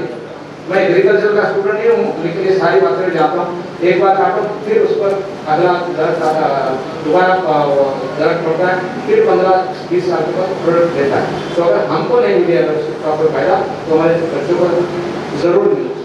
मैं आप तमाम लोगों से अर्ज करना चाहूँगा जो यहाँ पर बैठे हैं, अपनी जमीन की अहमियत जानो, अपनी जमीन को समझो। सर ने बहुत अच्छी बात बताई कि अगर वतन से मोहब्बत हम सबको है, लेकिन वतन से मोहब्बत के जज्बे को बरकरार रखना है आपको, तो आप अपनी मट्टी से प्यार करें। मुझे मेरा अगर मुझे कोई पूछता है कि आपको सबसे अच्छा क्या लगता है, तो मैं समझता हूँ कि मुझे गाँव में जाना, मेरे गाँव में जाना मुझे बहुत अच्छा लगता है। मैं गाँव में बार बार जाते रहता हूँ, मैं गाँव के लोगों से मिलते रहता हूँ, जो गाँव के लोग चित्रकूट में उनसे मिलते रहता हूँ, जो गाँव के लोग दापोली में, कोई जो उनसियत जो मोहब्बत है अपने जो रिश्तेदारों से अपनी मट्टी से होती है, तो यही जो मोहब्बत है ना आपको वतन की मोहब्बत से के तस्वीर से सरशार करती है। मौजूदा सियासी हालात पर बात नहीं करनी चाहिए, जहाँ पर हर मौके पर हम लोगों को शक के दायरे में या हमसे सवाल पूछा जाता है। सर का मकसद ये था कि अगर आप अपनी मिट्टी से मोहब्बत करते हैं तो यकीनन आप उन्हें देश से प्रेम करें। मैं ये चाहता हूँ सर, आप 15 अगस्त के दिन आपका एग्रीकल्चर कॉलेज आज़ादी का अमृत महोत्सव हो रहा है, हम लोग भी बॉम्बे में बहुत सारे कार्यक्रम कर रहे हैं, लेकिन अगर आप ये कार्यक्रम यहाँ पर ले रहे हैं तो मैं बॉम्बे के सब, क्योंकि हमारे पास दूसरी टीम है, मैं इस कार्यक्रम में दापोली में आने के लिए तैयार हूँ। मैं चाहता हूँ कि बेटी में एक लड़की, यहाँ बैठा हुआ एक लड़का, यहाँ बैठी हुई एक माँ, यहाँ बैठे हुए एक हमारे बुजुर्ग, हमारे जो भी आलिम दिन हैं, तमाम क्या करें ना एग्रीकल्चरल कॉलेज का मुआयना करें, ये समझने की कोशिश करें कि हम हमारे बच्चों को अगर एग्रीकल्चरल कॉलेज में डालेंगे तो नए करियर का आगाज हो सकता है। और उस कॉलेज जो हमारी जो जमीनें बंजर पड़ी हुई है या हमारी जो जमीनें जिस पर फूल लगा हुआ है, हमारी बहुत सारी जमीनों पर फूल लगा हुआ है और वो जमीनें हमारे लोगों को नहीं बेची जा रही, ये भी आप सुन लीजिए। इससे बड़ी शर्म की बात हम लोगों के लिए, हमारे जैसे लोगों के लिए या फिर समाजी काम करने लोगों के लिए नहीं हो सकती। तो आप लोग आगे बहुत कर रहे हो यहाँ से, तो जो बच्चे प्यारे बैठे हैं उनसे मैं थोड़ा सा मैं मजमून से मैं दूसरे तालीम से मैं दूसरे उन्मान पर आ गया था, लेकिन ये भी हमारे लिए बहुत जरूरी है। तो तमाम बच्चों को एक बार फिर उनकी कामयाबी के लिए मुबारकबाद देता हूँ और मैं दुआ हूँ कि आइंदा 2 सालों तक वो डट पूरा मेहनत करेंगे। अगर उनकी माँ कुछ काम भी बोलेगी तो ये कहेंगे इस वक्त मैं पढ़ाई कर रही हूँ, हमने आपने जो मुझे काम बताया मैं या जो बाजार से जो लाना है वो घंटे 2 घंटे के बाद मैं आपका काम कर दूंगा। मैं एक बार फिर आपकी शानदार मुस्तकबिल के लिए दुआएं देता हूँ। और सर मैं आपको यकीन दिलाता हूँ, मैं यकीन दिलाता इकबाल भाई, ये एश्योरेंस मैं आपकी तरफ से भी मैं चाहता हूँ और हमारे खालिद भाई की तरफ से भी। खालिद भाई जो चीज़ें हमारे पास है, जो हमारी चीज़ें नज़दीक है, उनको यूटिलाइज करना हमारी जिम्मेदारी है। मैं समझता हूँ एग्रीकल्चर कॉलेज हमारे घर में है, उसको हमको यूटिलाइज करना चाहिए। हमारे ज़्यादा से ज़्यादा बच्चे वहाँ से तालीम हासिल करें और अच्छे से अच्छा करियर बनाएं और अपने गांव का, अपने दापोली का, अपने समाज का, अपने मालूम का नाम रोशन करें। मैं शिफा चैरिटेबल ट्रस्ट के बारे में 1-2 बातें जरूर अर्ज करना चाहूँगा। जब मैं नेशनल मॉनिटरिंग कमेटी का जब मुझे सदस्य बनाया गया था स्टैंडिंग कमेटी का, तो मेरे पास बहुत सारे लोगों ने ये कहा था कि सलीम भाई एक फेलिसिटेशन प्रोग्राम करना चाह रहे हैं। बहुत सारे लोगों ने पेशकश की, मैंने सभी को मना कर दिया था, इसलिए नहीं कि कोई बहुत अलग किस्म का आदमी हूँ मैं, लेकिन मैंने सभी को मना कर दिया था। मुझे ये कहा था कि फेलिसिटेशन के प्रोग्राम के अलावा अगर आप मुझे स्टूडेंट्स बच्चों से बात करने के लिए आप मुझे इन्वाइट करेंगे तो मैं महाराष्ट्र के किसी भी कोने में आने के लिए तैयार हूँ। और अल्हम्दुलिल्लाह पिछले 25-27 सालों से मैं इंतजाम में लिखा हूँ, जैसा कि बताया, और मेरे कम से कम मैं समझता हूँ मेरे पास कैलकुलेशन नहीं मगर 1500 से ज़्यादा मेरे प्रोग्राम महाराष्ट्र के चप्पे में, महाराष्ट्र के कोने में चंद्रपुर जिले तक हुए हैं। और मैंने जो मुलाजमत का जो गाइडेंस का जो प्रोग्राम शुरू किया था वो पूरे महाराष्ट्र भर में चल रहा है। मेरे बाद बहुत सारे मैं पहला शख्स हूँ इस मुल्क का जिसने मुलाजमत की जानकारी हमारे बच्चों को देनी शुरू की और अल्हम्दुलिल्लाह उसके बहुत मेरे पास कोई पैरामीटर नहीं कि इसमें कितनी कामयाबी मिली, लेकिन जितनी कामयाबी महाराष्ट्र के लोगों ने, जितनी कामयाबी कोकण के लोगों ने लेनी चाहिए उतनी कामयाबी नहीं ली। लेकिन मेरे मज़ामीन कम से कम 25 से 27 अखबार में छपते हैं। मंगल का इकलाब में छपने के बाद सिर्फ पूरे हिंदुस्तान के खुसूसन बिहार, यूपी वगैरह जो हमारे मुल्क का वेस्ट बंगाल वगैरह जो उर्दू का बेल्ट है, कश्मीर वगैरह, जम्मू कश्मीर, यहाँ के बच्चों ने उससे भरपूर फायदा उठाया। और अल्हम्दुलिल्लाह इसी उम्र पर पूरे मुल्क में कम से कम 100 से ज़्यादा लिखने वाले पैदा हुए। एक तहरीक बनी थी जब मुझे इस उम्र पर ये उम्र मुझे समझ में आया, मुझे लगा कि मुसलमान बहुत पीछे। उसके बाद जब हमने लिखना शुरू किया तो तहरीक बनी थी। तहरीक बहुत ज़रूरी है।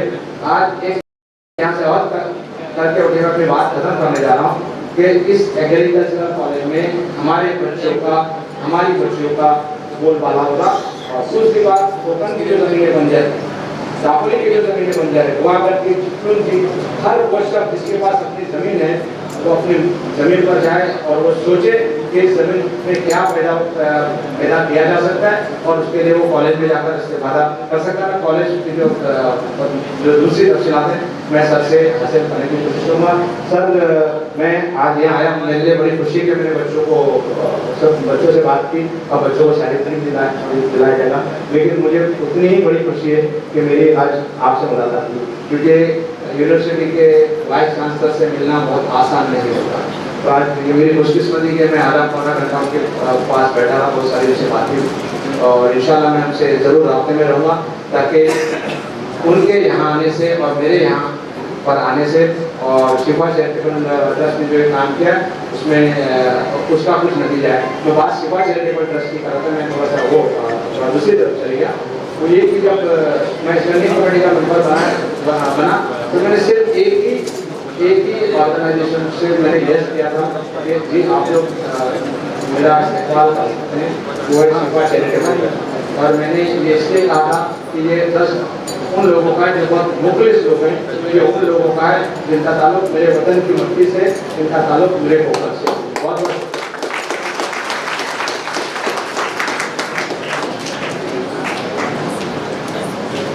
ये थे सलीम अलवारे साहब, आज के इस प्रोग्राम के सदर मौजूद, जिनको आपने सुना।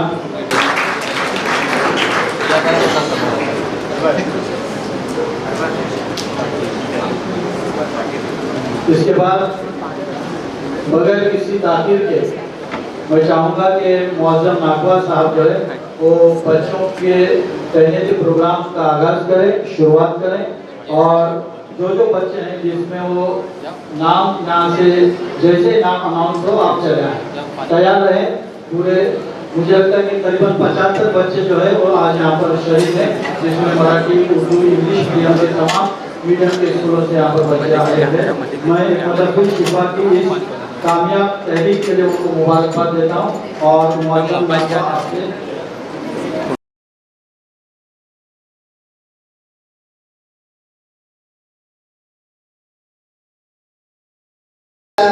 आगे इस पर अमल भी करेंगे।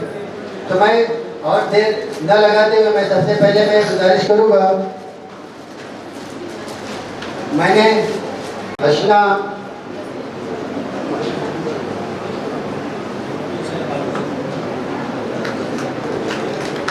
गानिया खाने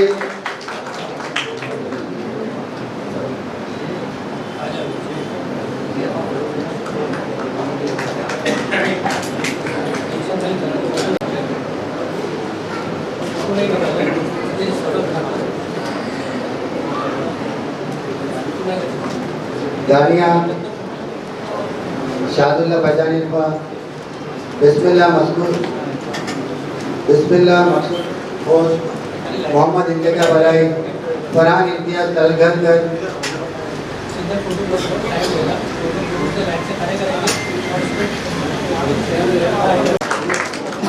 कैमरे में देखो।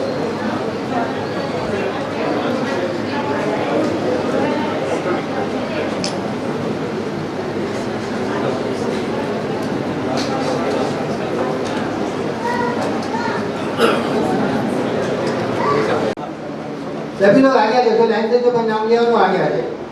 जोहा के बाद साहिर है, कुरैशिया,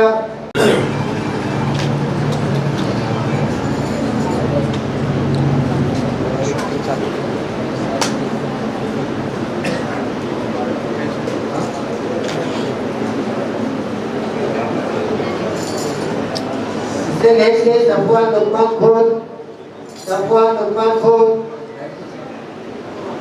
Safwan Adil चालांगी, Safwan Adil चिलांगी,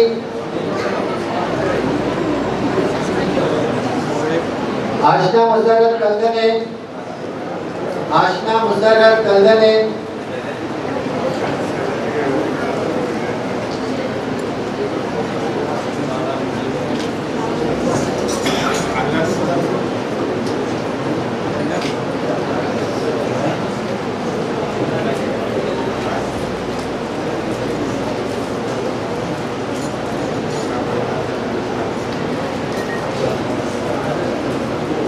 Safwan Lukman खोल, सफा नाजिम चिलंगी, आशना मुसर्रत कलदरे,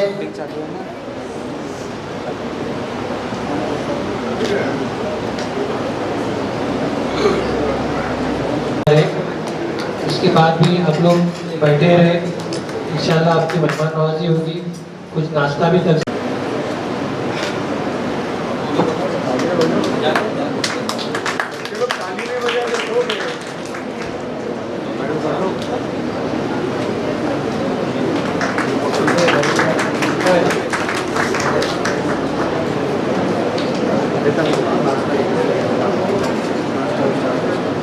जो बच्चे हाजिर नहीं है उनके पेरेंट्स या उनके रिलेटिव भी दो।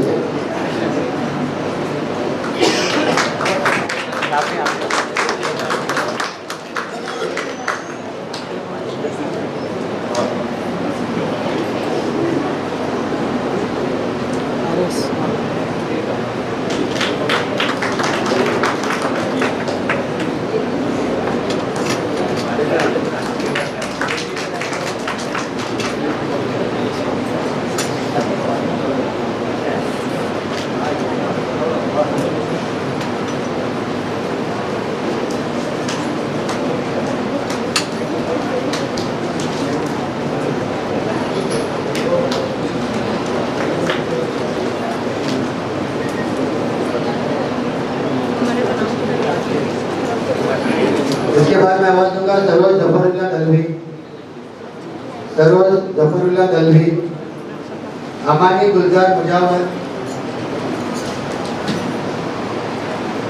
खान पठान उस्मा अमजद, खान पठान उस्मा अमजद, हबीबा शबीर कारन, फरहाना दिलावर चिपलुनकर, हबीबा शबीर कारन, फरहाना दिलावर चिपलुनकर, फरहाना दिलावर चिपलुनकर, मोहम्मद फहद बुरोडकर, मोहम्मद फहद बुरोडकर, अम्मार अब्दुल अजीज रखागे, अम्मार अब्दुल अजीज रखागे, मुदब्बिर मंसूर दुआले, मुदब्बिर मंसूर दुआले,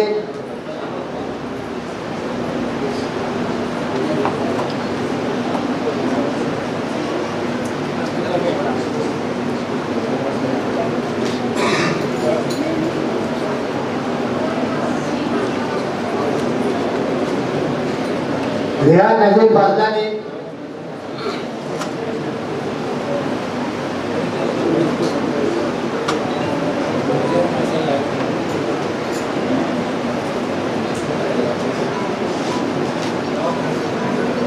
रियाज नजीर बाजलानी, अल्फिया पटेल, मोहम्मद सुहेल इकबाल कोटेकर, मोहम्मद सुहेल इकबाल कोटेकर, पलनाइक तस्मिया समीर अहमद, पलनाइक तस्मिया समीर अहमद, मुस्कान फैज अहमद नागवा,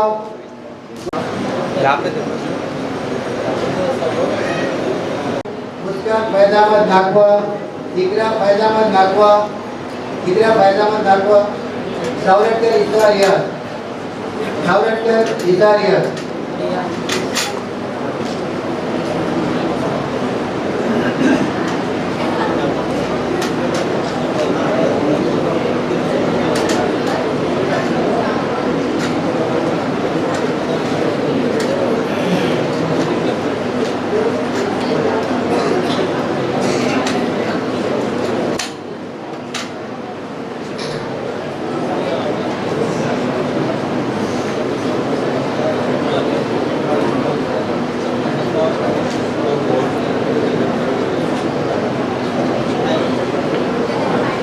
इसके बाद में लिखता है इकरा करामत भोपाल, इकरा करामत भोपाल,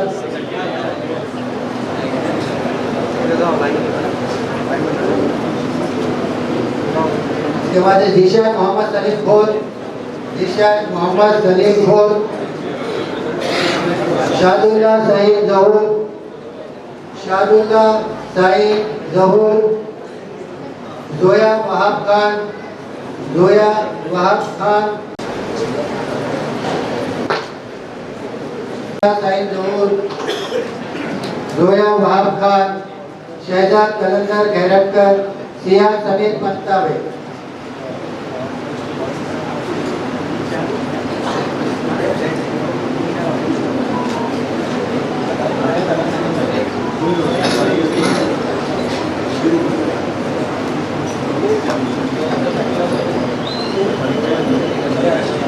इसके बाद में जो है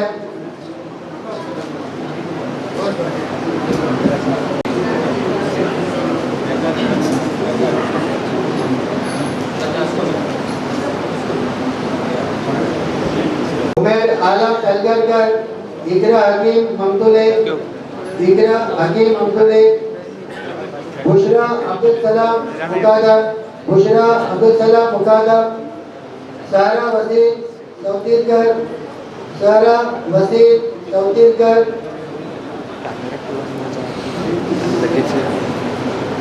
हुदा तौफीक मुंशी, आराय मोईद अशफाक तौतीरकर, साहिद अल्ताफ गौरी, हुदा तौफीक मुंशी, आराय मोईद अशफाक।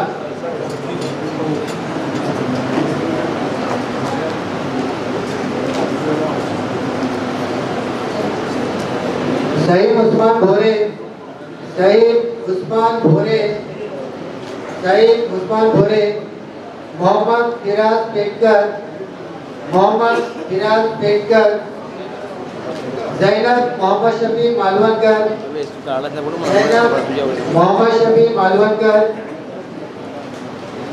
साद शाहिद दुआले, साद शाहिद दुआले,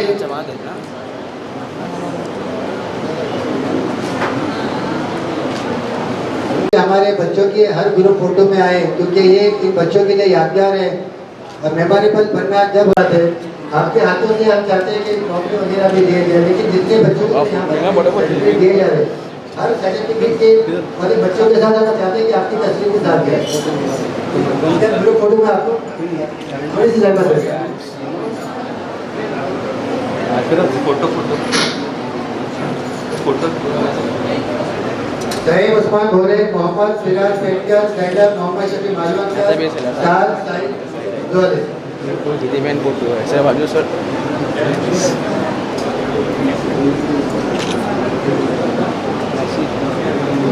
बस tinggal ना बाकी वहाँ ये आपला काम तो ऐसे रिजवान कुपे, सुगंधा अरुण लिंगवले,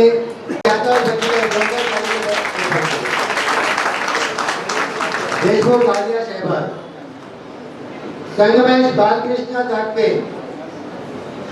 अदनान मकसूद रखांगे, अदनान मकसूद रखांगे। इस बच्चे ने 92% लिया है। हुमैरा रिजवान कुपे, हुमैरा रिजवान कुपे, इस बच्ची ने भी 92% लिया है। सुगंधा अरुण लिंगोले, सुगंधा अरुण लिंगोले, इस बेबी ने भी 92% लिया हुआ। सिमेन सिद्दीक ऐनरकर, सिमेन सिद्दीक ऐनरकर 91.20%। अयान जैनुद्दीन बांगी, अयान जैनुद्दीन बांगी 90.80%। शहजाद आलम मोहम्मद रफीक, शहजाद आलम मोहम्मद रफीक 90%। सानिया नदीर पठान, सानिया नदीर पठान 90.80%। सानिया नदीर पठान। आसिया अतीक ऐनरकर, आसिया अतीक ऐनरकर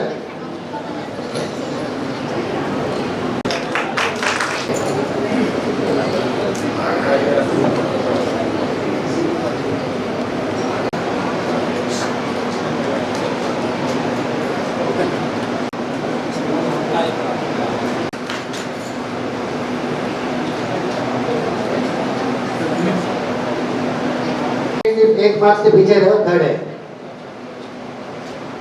आपके हाथों से ट्रॉफी दिया जाएगा।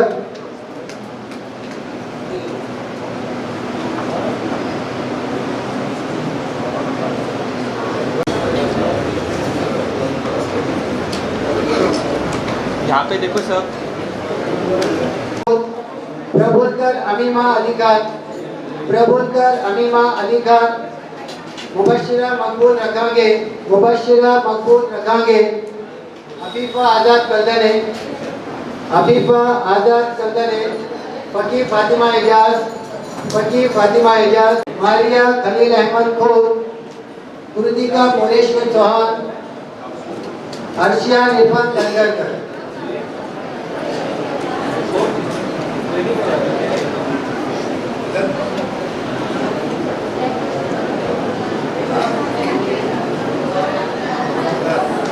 मनल माजिद रकांगे इनके 87% माशाल्लाह।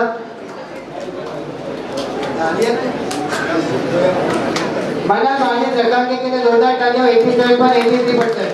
तालियां रुकनी नहीं चाहिए। आयशा इनायत खोत 87.5%।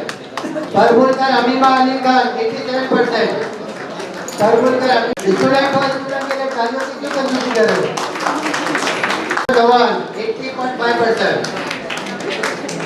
अर्शिया इरफान तलगरकर 80%।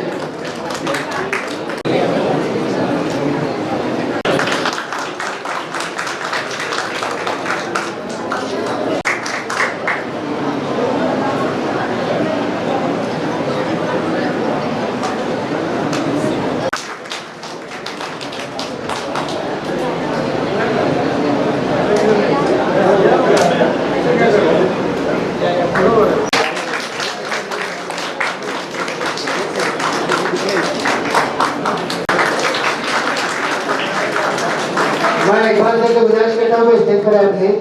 इसके वालिद मोहतरम इकबाल पंडित।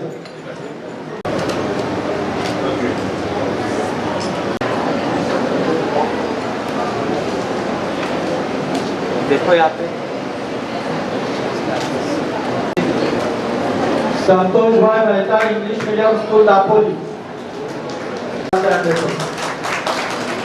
संतोष bhai Mehta national high school and junior, इनका हाई स्कूल और कॉलेज दोनों भी फर्स्ट है।